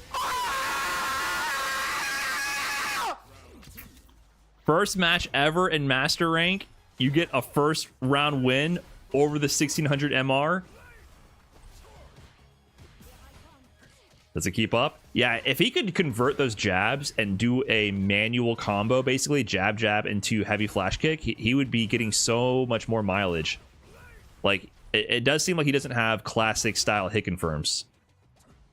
He knows when to press lights. Like, he's not mashing auto light. Oh, that was ballsy. Oh, he's about to win. Oh, I misclicked. I don't think I will ever get used to hearing like the new players say misclicked. Level 3? Oh, you got thirsty, my man. I misclicked. No, I don't know. No. I had him beat. I don't think you misclicked there. I was full HP. I think he was just hungry for the win. I think he wanted those points right then and there. The allure of MR, the temptation, like, you'll understand. Points are easy come, easy go. The other thing I didn't explain about the rank system prior to Master is that, you know, the points, they always inflate. If you have a 40% win rate prior to Master Rank, your LP, the number that has to reach, like, I forget, 250,000. I forget what the LP amount is to get 25,000 maybe for Master Rank. That number goes up. You get more points for winning than you lose for losing. So therefore, with like a 40% win rate, you will eventually be placed into Master Rank, which is fine. But you can see with the rank distribution, the whole goal is to keep moving people into Master Rank in order to add to that MR economy. Because once you get into the MR economy, it is a zero-sum point system. If you gain 8 points for, it's out of 16. If you're equally ranked, you gain 8 points for winning, you lose 8 points for losing. If someone is ranked higher than you, you might gain 10 points for losing, but they only gain 6 points for beating you. Right? So it's completely relative to the rank. And if you're too highly ranked, you might only get 1 point for beating them and they get 15 for beating you. Or you get 0 points for beating them at a certain point and they get 16 points for beating you. So you literally can't have infinite rank inflation. Even if you're the best in the world, it'll taper off eventually. So the MR economy is extremely tight. It's like, it's a zero-sum game. And it's very accurate then to your level. You will lose points. You will definitely lose points. Prior to this, for the most part, your general trend for LP is mostly flatlining or going up. That's generally what is the design of LP, generally, right? It's either kind of like you stay the same or you go up. MR, you can go down. You will go down, and it's meant to beat you down and flatline you. LP is meant to bring you up, and if you flatline up at the top, it holds you there until you start going back up again. That is the design of the rank systems. So it is a brutal ego-crushing moment when you get into Master Rank. And Tyler, he was feeling the thirst to keep his 1500 MR against a higher ranked player for sure here. Nice flash kick. He might still do it though.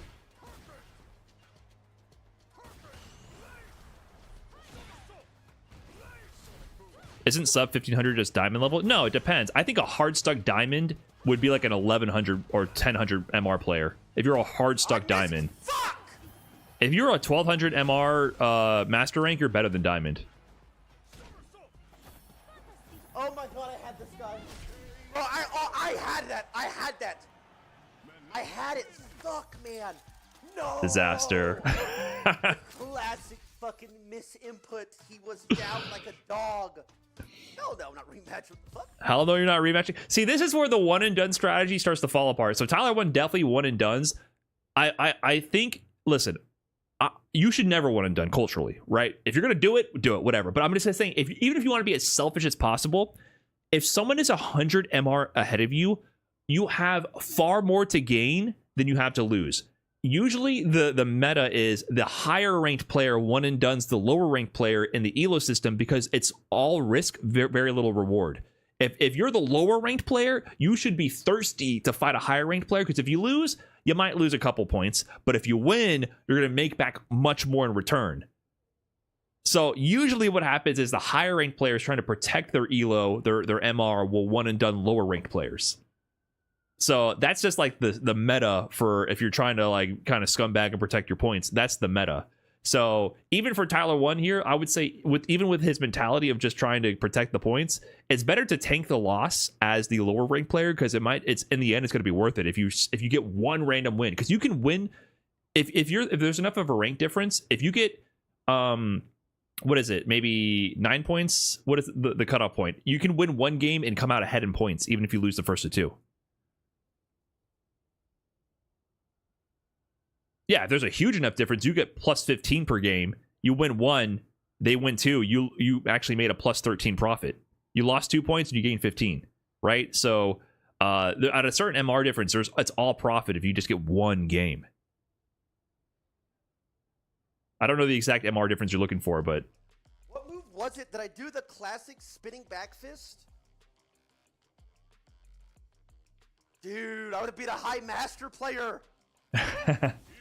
Worked out. I had super. Fuck. he was feeling it. The stakes are high, man. You wanted those points. Oh, God. At full bar? But so far, I don't see any, like, auto combo on block mashing. I see pretty solid Guile zoning gameplay. Just he doesn't know how to hit, like, even, like, that's basically a classic input right there. Like, punish? Yeah, he doesn't understand how to do a basic jab combo. That would really enhance his gameplay. If you could just do jab, jab into flash kick or an OD sonic boom and hit confirm that, that would be huge. He's playing Guile, man. This is... I have problems with Modern too, but you can't say that this is Modern, like, alone. Like, this is this basic Guile awareness. He has to do the charge manually like normal. And yeah, he does the classic inputs. He's getting perfects, which means you have to press forward. These guys are actually blocking all this. That's so free. Yeah, he's not used to people blocking. You actually have to make more things happen. It's like, wait, they're not just running into the sonic booms over and over for no reason. What does he backhand randomly instead of throwing the projectile? The misclick, man! That's a misclick.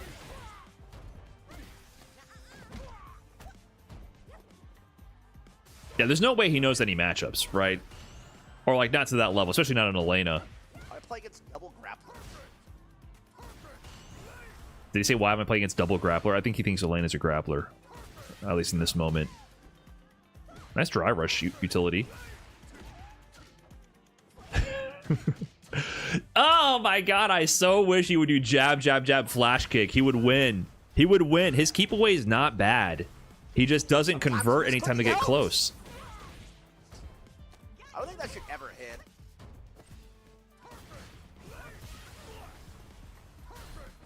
Ooh. Oh, could have maybe flash kicked. Ah, tough angle, tough angle. You had to do a knuckle do, a walk under flash kick.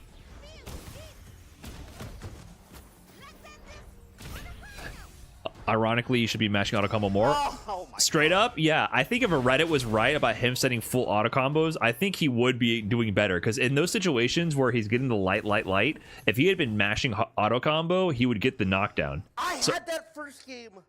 Oh, he's still stuck on it.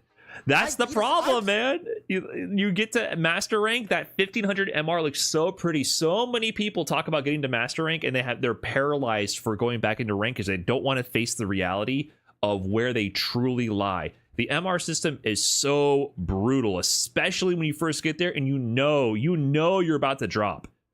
or you're unaware and you start experiencing it and it's painful. He's still thinking about the previous game about almost beating a 1600 player. I'm saying I beat that. I beat that guy. Let's see one more. It's this damn E-Rob's lawyer guy. This guy sniped me fucking a month ago. I beat this guy and he got one and done. I'm gonna get one and done again, man.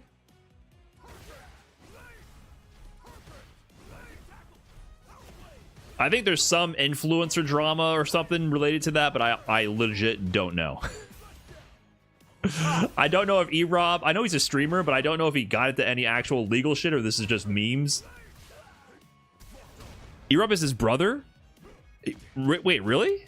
I legit did not know that.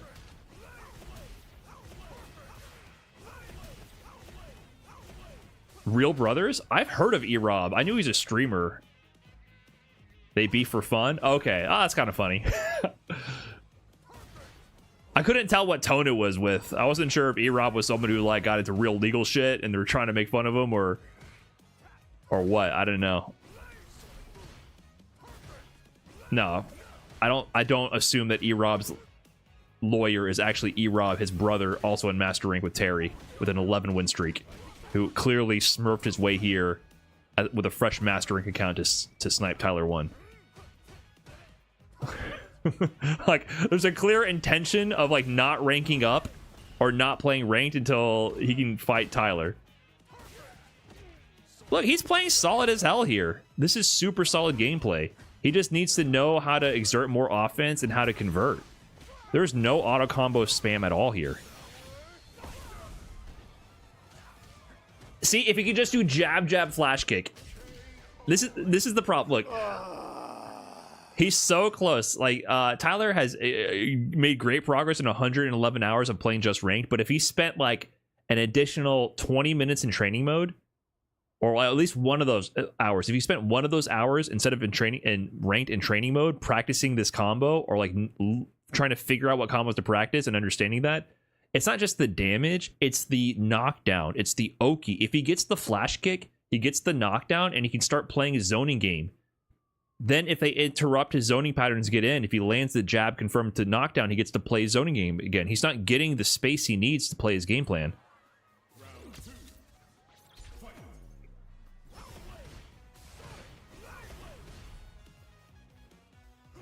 He also could have killed. Think that might be too advanced for him? I guarantee you jab, jab, flash kick is not too advanced for him. Essentially, he doesn't have special cancels. I think that's the mechanic he doesn't have. Because if he does combos, it's auto combo or target combo. He doesn't have any special cancels. He needs to learn to special cancel. He knows how to do it. If he doesn't implement it in his games, he might know it. Spacing. I think if you explain to him, big move, push them far away, throw fireball, I think he would get it. I don't think that's that advanced. He might not glue it together that he can do it there, but I think it's like the pieces are all there. The dots are all there. They're just like not fully connected yet. I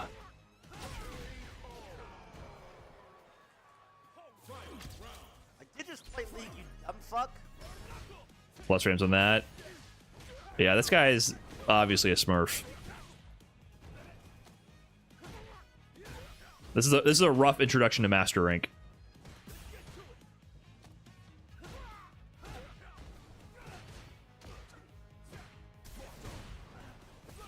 His patience is really good, but yeah, matchup stuff here. No. Oh, what do you do here? Auto combo level 3 is actually really good. This is actually an amazing level 3. It's gonna burn him out. There's a shot. See, he knows what's going on. He understands how much drive gauge it takes too.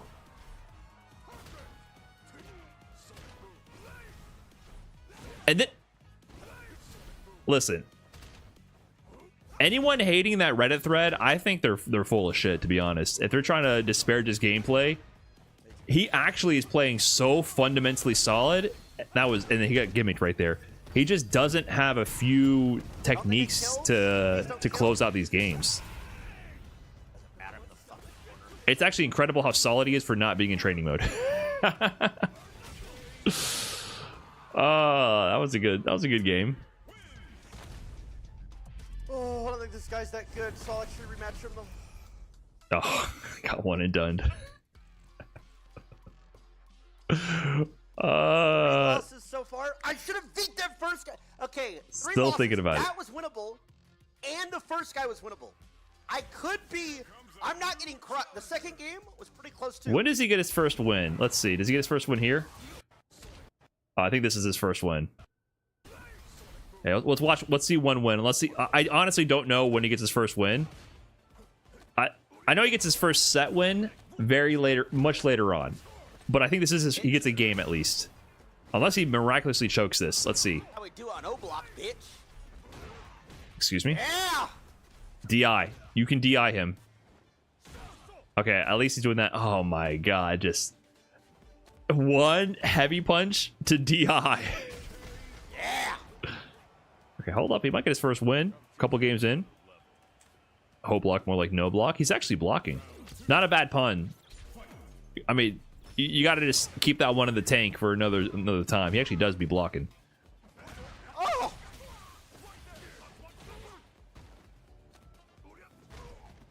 Modern Guile, no heavy punch. What do you get when you hold auto heavy? Don't you get a heavy punch?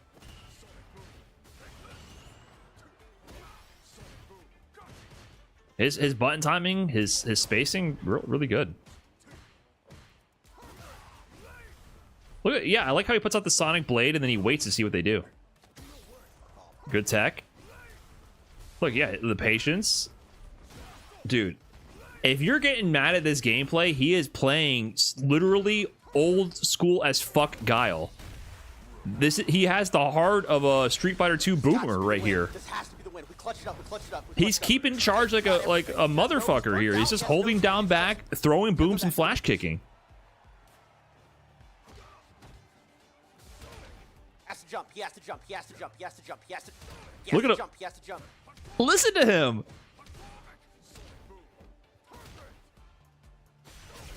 He went for the jump there. 1480. More than 1480, man. That's plus 8. That's plus 8. Plus 8. I'm where I belong. I'm where I belong. First win in Master Rank. Not bad.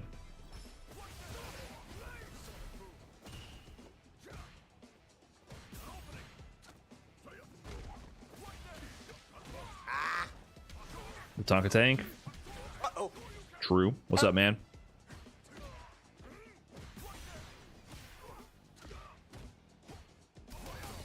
He's calling out the solar plexuses with the DIs.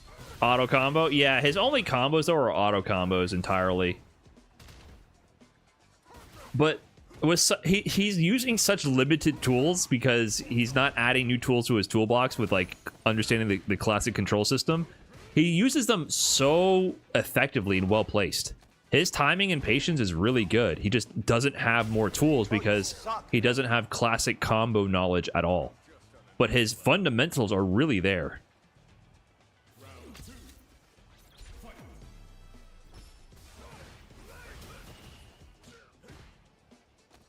Stop walking up to me like that. Uh-oh. One round away from winning his first set. Somehow, I think it all goes wrong.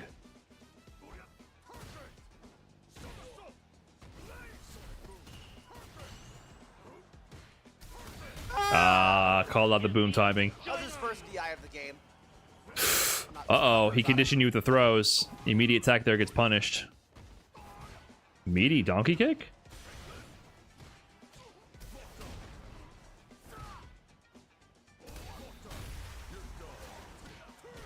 Do you spend it? Oh, this is where it all goes wrong. You burnt yourself. I got bad hold. Yeah, he said he thinks that's bad hold. So close. Wait, he doesn't win this? Does he win this? A jump? A weird jump. So close. Oh. So this guy has three Hadoukens, right? So I think I have to jump. Kinda, yeah. I mean, that's the problem with going to burnout is that you're put into chip situations. Like, his reasoning for jumping there is logical. It's kind of a guess of when he's going to start applying chip. You could have survived more regular fireballs, but I think he could have done like a safe on block level 1, put you in a bad spot. Oh, okay. This guy just went ham. He just went ham. That wasn't pleasant. He potentially could have tried to Sonic Boom him, but he could have lost, you know. Uh-oh, the salt's coming out. Yeah, he was worried about getting level 1 to death. Damn. No set win there.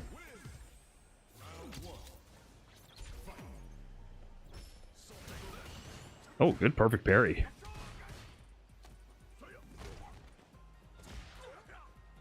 Ashogeki is fucked up. Oh!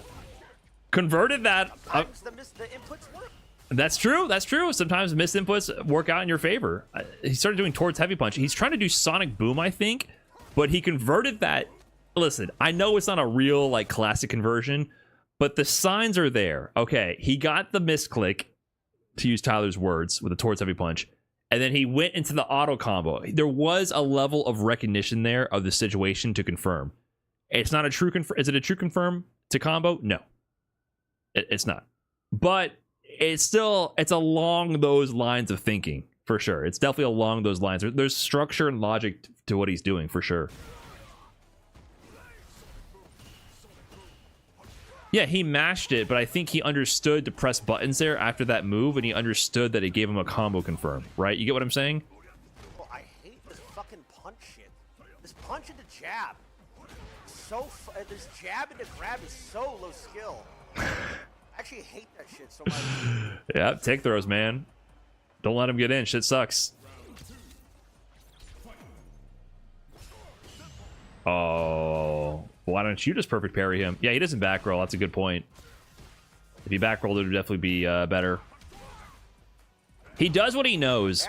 He does what he knows well. He doesn't like scramble or like fumble or mash with what he doesn't know. He's implementing what he understands to a very strong degree. Huge issue where if you get nicked by anything, you kind of like lose, no matter like right away. It's like you can't make a mistake. But I really think the drive rush, green, jab, grab. Akin does it really bad as well. Jab, grab. Jab, grab. Everybody does it. Jab, grab, jab, grab, jab, grab, jab, grab, jab, grab. He's starting to understand. But once people start getting better at the game, you just can't make mistakes. That's the game. The game is so fucking brutally punishing. And then people will drive rush cancel and then immediately put you into a guessing situation. That's the game. And Guile can do it too, to a degree. He's playing the character that's meant to play defensively and kind of counter that. But Guile has elements of that as well. So it's just, that's the game. That's the game. So no first set win there. There is a later section that I browsed through and I found he had an interesting discussion point. So he ends up streaming for many hours searching for his very first set win. He wants to win a first or two, not a single game, a set win. And all the while, this is 2 hours later, he's getting his MR tanked a little bit. There was an interesting moment around this part of the stream. After here, he's been on a bit of a losing streak at 1254 MR.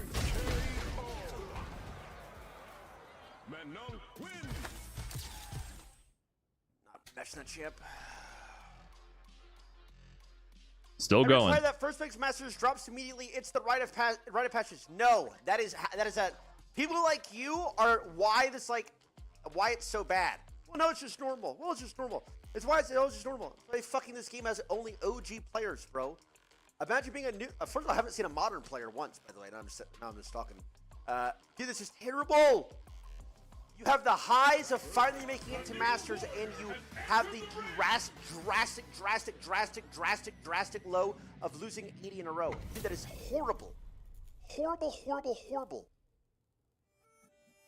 Let's get this mission started. Time to play. There's some truth to that. He's referring to the rank system, so to clarify what he's talking about, he's saying that because you're being placed at 1500 MR when you start, when you're climbing in ranked, and then when you get to that level, you are never actually 1500 MR. You end up dropping down way further. So he does make a suggestion like, why don't you just place them at a lower MR? But the problem is with that sort of a system, all that does is serve to shift the overall population down lower and decrease inflation. It deflates the points. So the reason why MR works the way it does is because you get set at 1500 MR to preserve the MR economy, and then you will have to drop points. He mentions how in chess elo, I think in chess.com, you're able to at least do a selection for like your experience to set where your starting elo should be. So you could eventually, or possibly what he's suggesting is either have a way to immediately start at a lower MR by choice, or potentially do placement matches again in Master Rank. Those are possible options, but that requires a really robust economy already in place. Maybe eventually you could do something like that, but the only reason why 1500 MR means 1500 MR is because every Master Rank player starts at 1500 MR. It's a closed economy system, so it's all relative to the number of points in the actual economy based on the number of master players times 1500 MR. That is how it works, right? So if you were to then allow new master players to in the future come in at a lower rank level, that could work for now, but eventually what that will lead to is deflation. So that, say, instead of starting at 1500, you start at 1200. Eventually 1200 will just be 1500, and you'll start at 1200 and you'll drop down to 900 instead. It'll be relative, right? Maybe not 900, maybe 1000, right? It's all relative. So over time, that would shrink the MR economy, deflate it, and then what we consider to be really godlike, instead of being 2200, will instead be 2000 or 1900, right? So there's not even enough players in the system, I think, because that would end up deflating the economy. So there's not like a permanent solution for this sort of thing. One other possibility is to start from the beginning with an ELO system immediately. But I think the reason they do it this way is because ELO is too brutal. ELO is too brutal. It is objectively bad design. I don't agree it's objectively bad design. I actually think it's the greatest rank system we have ever had, above and beyond any other. I don't think it's a bad design at all. I think the problem is your ego is in the way, but I do think that we have to satisfy the ego of the players. I think that is very important as well. There is a balance. So the current system is your ego is inflated to get to master rank. Then at some point they're like, we gotta pop the bubble.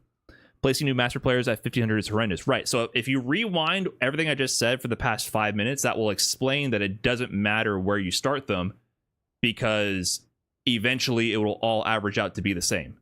So I would try to re-listen to what I said, and if it still doesn't make sense, you can let me know. I'll try to clarify it. But my goal was to make it clear that that's not a solution, because it will. I don't see how it'll fall in the same manner. Okay, well, I failed to explain it. Number of points in economy, number of master players times 1500, your starting point. Your rank is relative to that number. If we change that number to 1000, and all that does is take the spread of the top rank player to the worst rank player and shift it down the number line. That's all it does. So instead of you starting at 1500 and dropping to 1200, you'll come in at 1000, and instead of going immediately climbing, you'll drop from 1000 to 900. All it does is take the number and shift it down. You can move the line up or down, but the spread of top to bottom will be the same to a rough degree. That shifts over time. So if you change that now, it won't immediately happen. New master rank players right now will not drop if you did that. But over time, you're actually reducing the number of points in the economy, so it'll slowly deflate down. And then in a year from now, if you made that change today, in a year from now, you'll have the same problem. I just got to master rank at 1000 MR. Now I'm at 900, my ego. You'll have the same problem. So you could keep shifting this over time, but this is an economics question. So you could temporarily solve it, but eventually you're going to bottom out unless you start doing negative elo. So this is an econ question. The only solution is to start everyone at 0 MR, and then therefore we will never ever go anywhere. Okay, we all have $0. I will hire you to work for $0, and I will sell my goods for $0.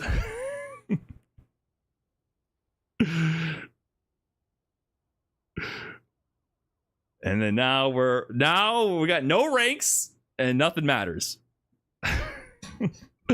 Punk the God will be 0 MR, and the brand new Master Rank player will be 0 MR. So anyways, the point is, this is an elo system, right? Like, this is a start everyone at MR, not keep. So how does it work? Where do the points come from, my man? They will obviously move. I don't think no, they won't. They won't, because they won't. They won't move. They won't move. One person will get enough points, and then that's it. It's not like LP. You gain the same amount of points as you lose. They can't just create MR points. I mean, they can. They've literally done that. They've literally done that. At one point, Capcom went, "Hey guys, sorry. There's been a lot of disconnects lately. Everybody gets 100 MR or 50." They did that. They literally did an MR stimulus package. It's literally it's literally an economy. It's just like 100% like the economy. They literally did that. I see. There you go. But how does that solve the problem? Zoe, I need you to go to school. Or open a YouTube video, do something. Start learning a little bit about how economies work. Watch a chess video. I need you to do something. You got to do something. My man, come on now. Come on now. It's an ELO system. This is a field. This is like a mathematics field. It's like a mini economy. So ELO is a complex system, but like once you get it, you get it.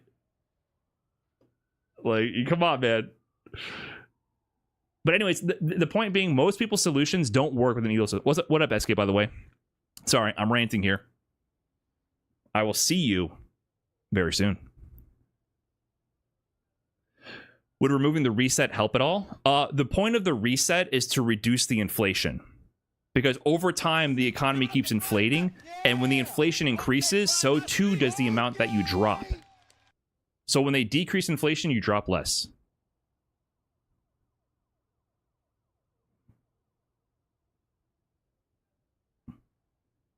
Okay, so if everyone starts at 0 MR, if I win the first match, I will have 8 MR and you will have -8 MR.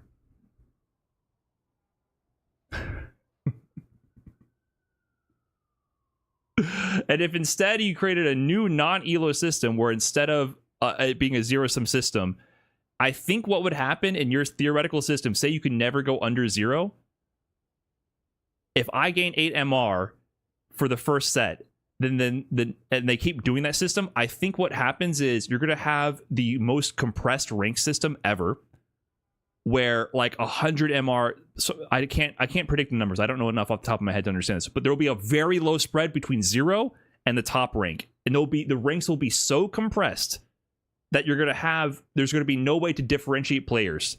One rank point will be like the difference between 1600 and a 1900. You know what I mean? Like, the ranks will be so compressed, because the point is, after a certain point, you don't get any MR for a win. You know, if you're like 500 MR difference, you get 0 MR for winning.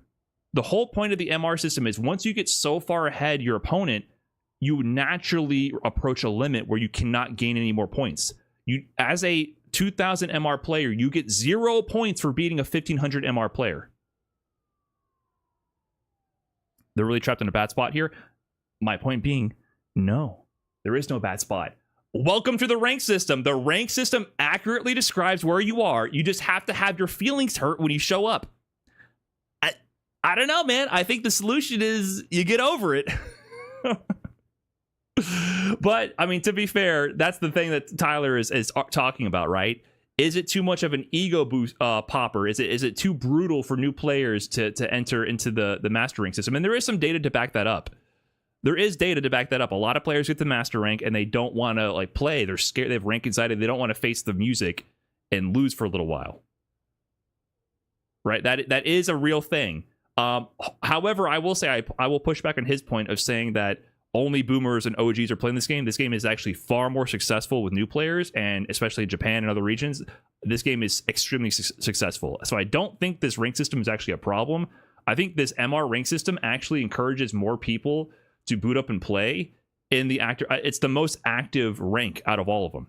I think the MR system actually is the most addicting and rewarding rank system that keeps more people queuing than any other rank system we've ever had.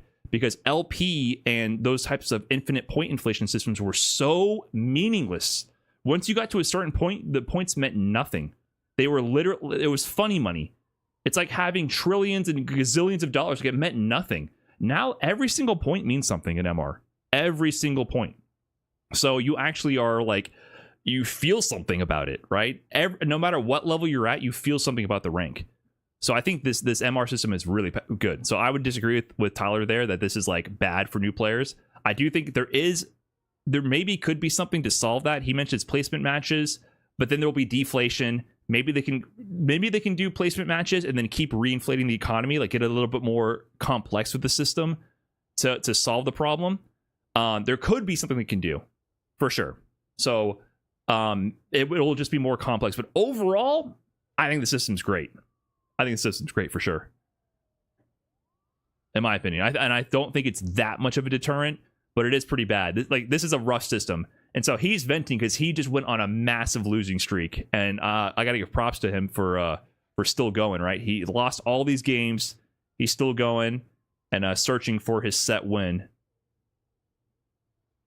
So I do think he eventually finds the right opponent.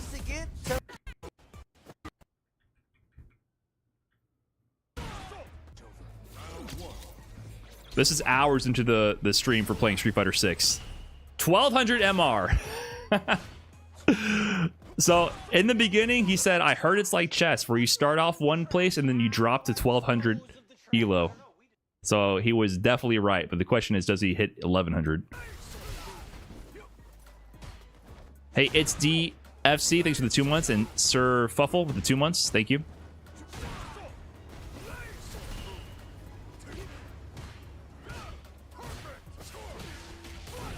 Drive rush conversion. Fighting a 1280 MR Ken. Oh, it's about to get burnt. Uh-oh. Ooh, baited that though. Get in the lab, dumbass. Get in the lab? Wait, where do you learn that one from?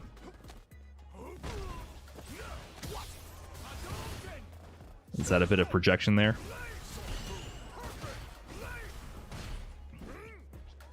Yeah, I think he keeps missing booms.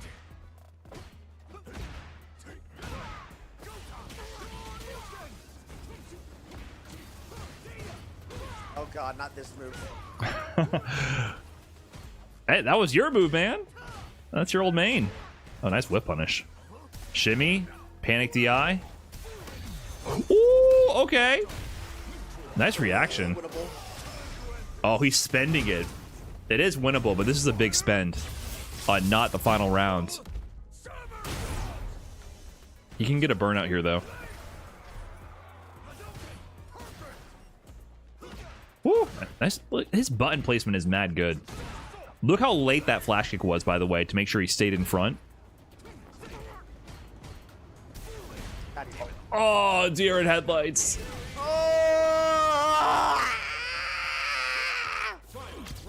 Harsh. He's doing autocorrect flash kicks. Like, don't tell me he's just mashing auto combos. That is not true. He just doesn't have any combo conversions. That's his problem. If he learned how to convert combos, he would be killing people. But like his button placement, sonic boom timing, anti-air timing are all really good.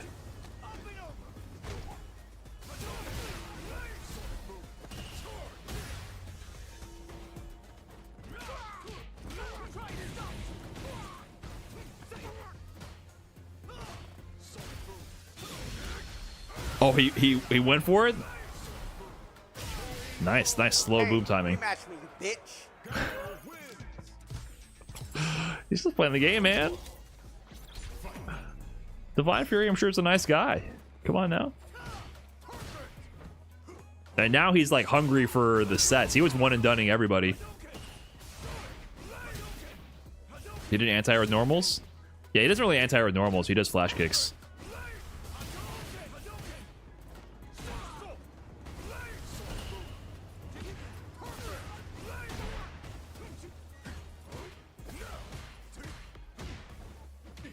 Yeah, he tries to do like really late autocorrect flash kicks always. Sometimes they can work, sometimes it's too ambitious. Look at the... That was sick defense. Not falling for the throw tech and then anti-air and the neutral jump. That was fucking sick, dude. Yeah, he's trying to like really late anti-air with flash kick. Okay, wait a minute. That's not gonna work. Okay, but nobody has punishes. No, you didn't. You piece of shit.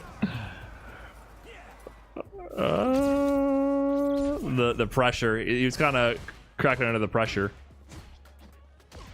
Seems like he found a new strategy to do drive rush, crouching, medium kick into target combo, but that is punishable. Actually, the overhead is negative like 5 or 6. He doesn't tech. He just teched. He understands the risk reward, man. He does delay tech. He just teched. I look over to see the chat message. He doesn't tech. I look back. He teched. He understands that you got to take the throw sometimes. Okay.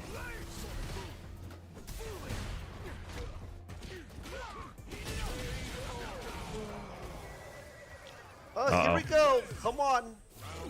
All right, 1-1. It's been hours, dropping from 1500 MR all the way down to 1200 MR. And no first to 2 set win. Oh, he's locked in, he said. His zoning game is good. He doesn't use it to set up any pressure. He doesn't know how to punish sweeps with the zone sweep. And he doesn't know how to do combo conversions, but his nooch is solid. And his defense is solid too. Look, he keeps his charge discipline is really good too. Oh my god, I wish he would throw that.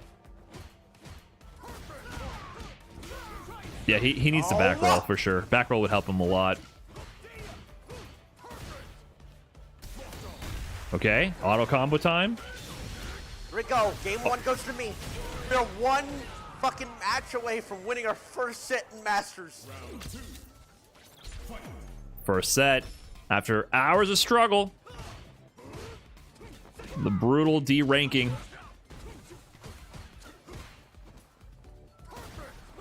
Just can't lose his cool. He lost his cool in the very first game. He almost beat a 1600 MR Manon, and he cracked.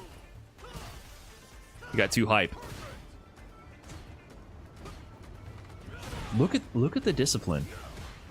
I know you guys don't have charge discipline like that. Bro, I swear to God, a lot of the time when I accidentally press spinning back fist, it actually works. Yeah, see, he's converting. He messes up with going for Sonic Boom, and he gets that the back fist, but he's converting it. He understands that. He might start to use it on purpose sometimes. DI? Got him! Got him! Thank you! Thank you! Thank you! Hours later. Finally, first set. After 3-4 hours, we have gotten our first set win in the Masters. Fuck that. That's my last game. What the fuck?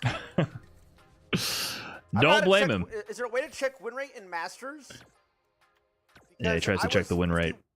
Well, I will have to disagree with the people trying to talk smack about Tyler's gameplay in Master Rank. I think he plays very solid. I do think if he spent a little bit more time in the lab, like he's telling his opponents to, he could skyrocket quickly. He knows a limited tool set, but he implements that tool set very effectively. And I think the fundamentals are clearly there.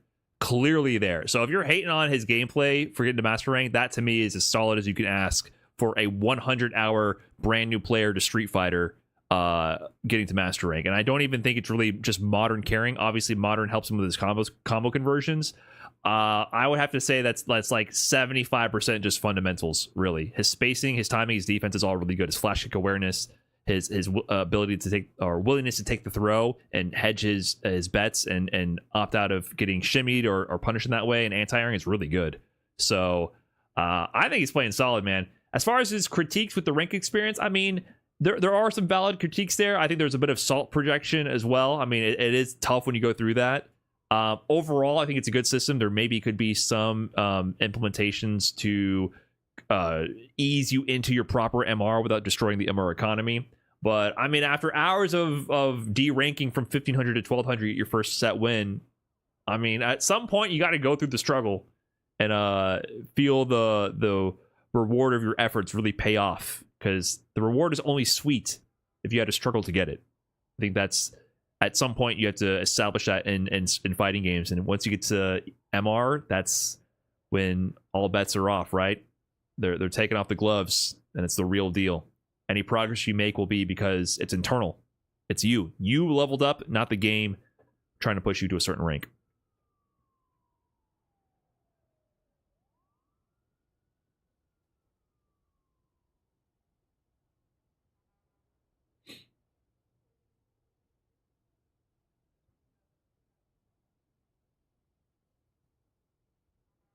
You like the Tekken system? Really? I think the Tekken system is terrible. I think the Tekken system is so bad. That was my least favorite rank system.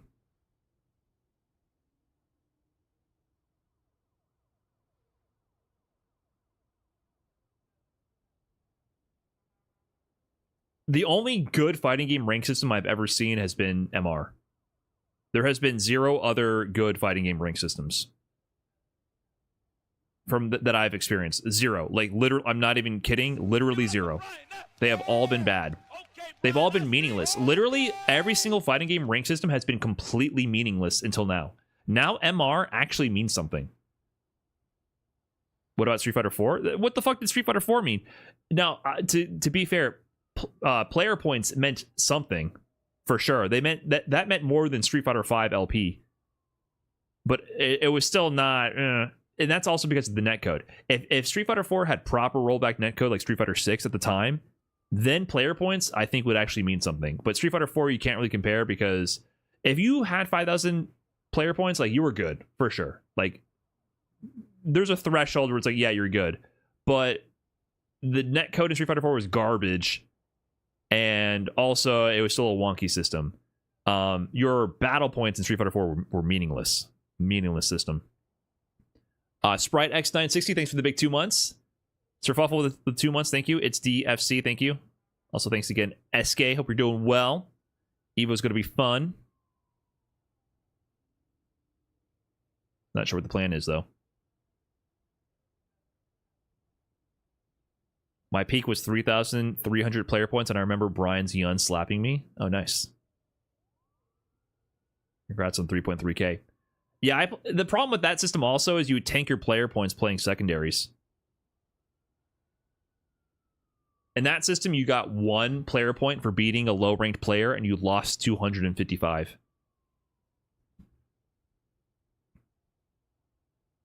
So talking about MR being brutal, you could literally lose 255 player points in one match. And it was universal. That was for the player. That was not per character. It was like a player elo, but it wasn't even an elo.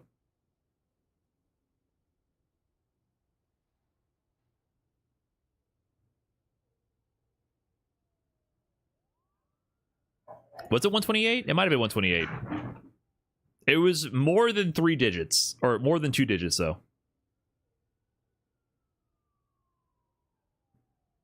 Maybe it was 128.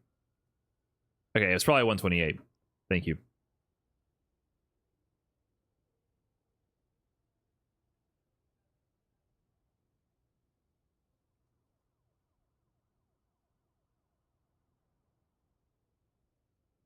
Thank you.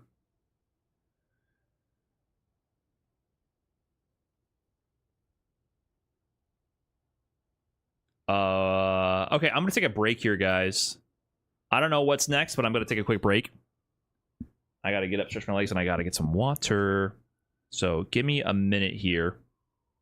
I will be back. Thanks for hanging around.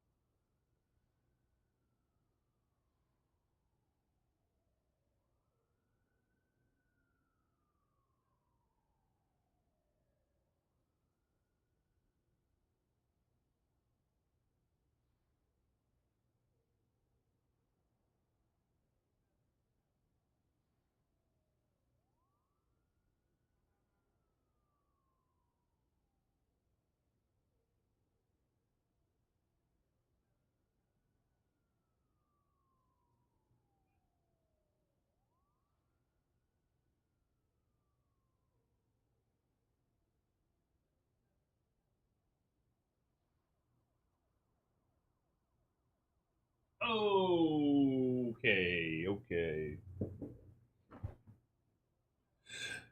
What did I miss?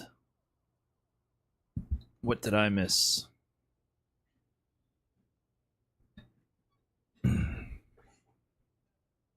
I think people are crazy when they say the Street Fighter V rank system means nothing. You had to have like 70% win rate to move up at a certain point, and that's not easy for a lot of points for base diamond.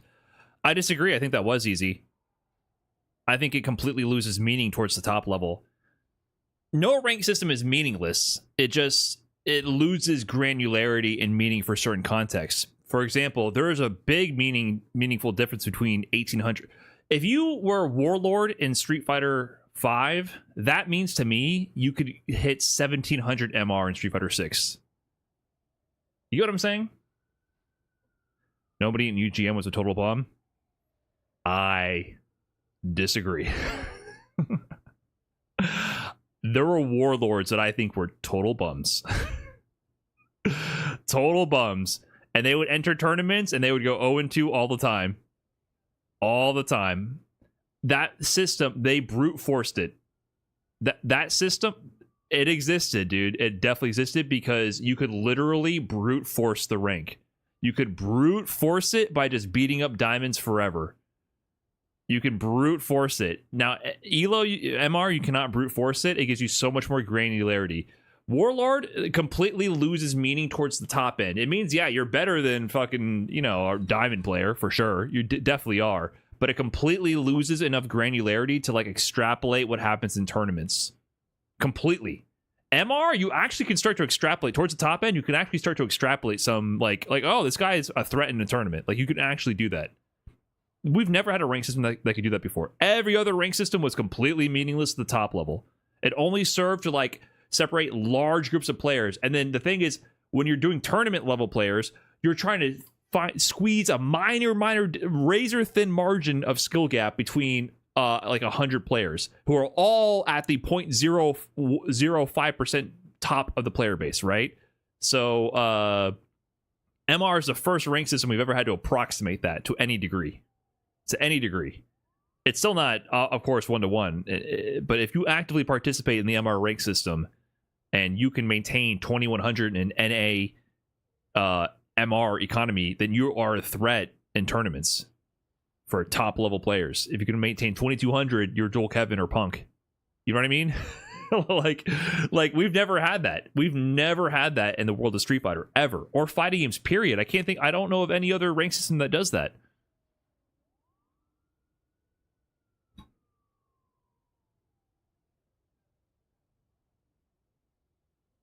MR ranks are different skills than the equivalent MR in different regions, though? Yeah, I know. That's why I said in NA. You have to compare within regions. 2200 NA is Punk. In Japan, Punk would be like 2400. Or 2500 towards the end of a season. I'm talking about in NA. We've never had that before.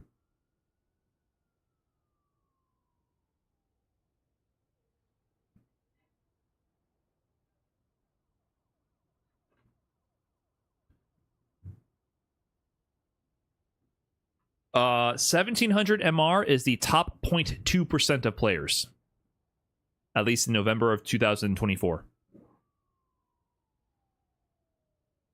The 0.01% is somewhere between 1900 and 2000. 0.021% is 1900 to 2000 players.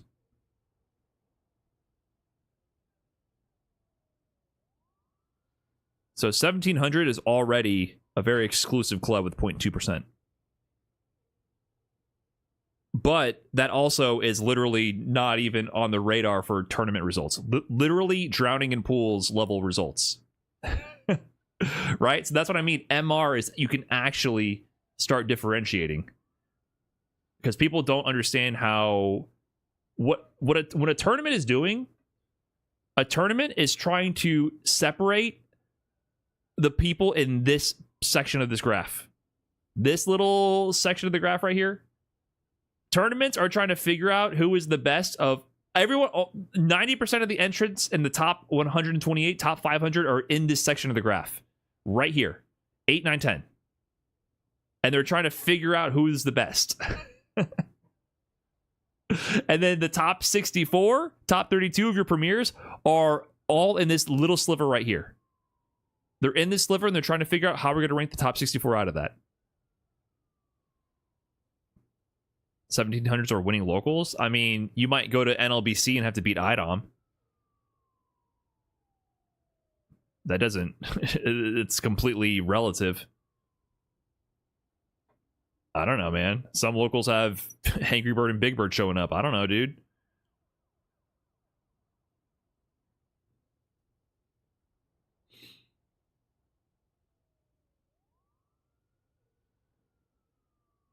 You might have Just a Kid showing up to your locals. I don't know.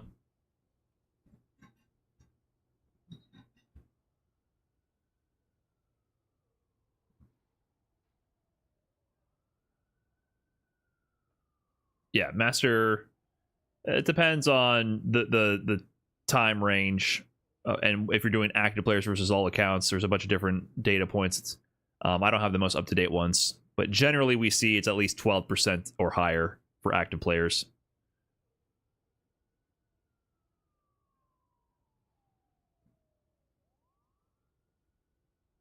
But yeah, I think when we talk about these ELO systems, it's just incredible that we have something like that, because we've never had this whole group here was basically like, I feel like Warlord was anyone over here. Straight up in Street Fighter V. Warlord was 90% a function of time wasted. That was a horrible ranking system. Horrible ranking system. Horrible.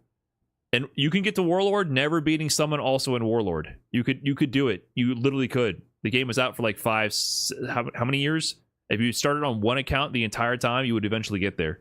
If you were like at least a 1700, maybe 1800 MR player in Street Fighter 6, you would get there eventually. For sure. Every system in every single fighting game has been garbage until MR. It took fighting games forever to catch up. That's what I've been saying. I was trying to give some grace, be like, maybe there's a system I haven't played. Every single system I played has been absolute ass. MR is the first good rank system. So it always... When people like start having these things like MR is so trash or this or that, I'm like, man, dude, MR is so good. Yeah, it's not perfect. Yeah, maybe getting to Master Rank and then losing 20 games in a row sucks for new players, but this rank system, so good.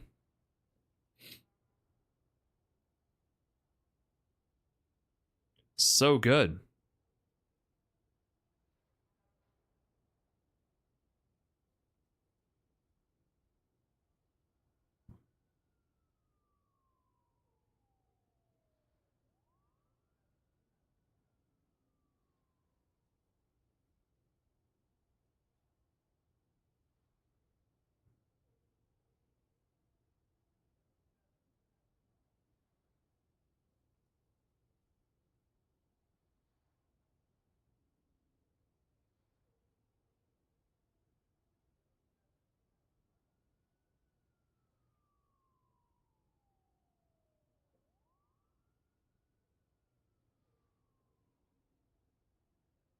I haven't even got to Master Rank yet. You can. You definitely can. Slippy unironically has the best system. Is it an ELO system?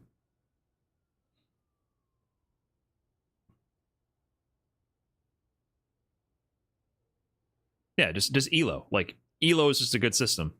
It's basically all it is. All right, guys, that's all I got. I wanted to get a couple content segments done. Evo is coming up. I will be flying out Thursday. We have a guest coming Wednesday night. Got to prepare for a bunch of stuff going on. I got a bunch of stuff in my personal life. I'm tired. I've been doing the whole get up at 6:30 a.m. thing to walk the dog. Trying to shift my schedule back so I can start streaming earlier and end earlier. Guess not for you guys. No, not for you guys. Personal life stuff.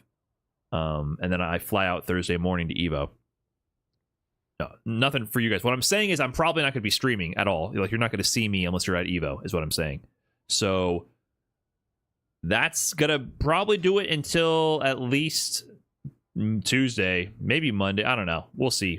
And I'll probably try to work on a recap for the YouTube channel. So if you're at Evo, I'll be around. I am doing a couple of things. I think there's going to be like a Sajam meet and greet on Friday. And then I'm also doing something with AT&T on Sunday. And then Saturday I'm playing. I don't know. It's the first Evo where I've had to like show up places. Normally I just go and play and get free drinks from the blackjack table. It's like I have a little bit of responsibility this time. We'll see how that goes. So if I see you, you can say what's up. I'll be hanging around, having a good time. That's about it. I'm going to send you guys over on Twitch side of things, over to IFC Yipes. They're doing can opener, little pre-Evo can opener here. And I'll catch you guys on the other side of Evo. Should be a big one. All right, guys. Twitch, I'm out of here. Peace. Later. Thanks for watching. Adios. All right, Twitch is gone. And now YouTube, I'm packing it up here as well. Thanks for tuning in, as always. Catch you next time.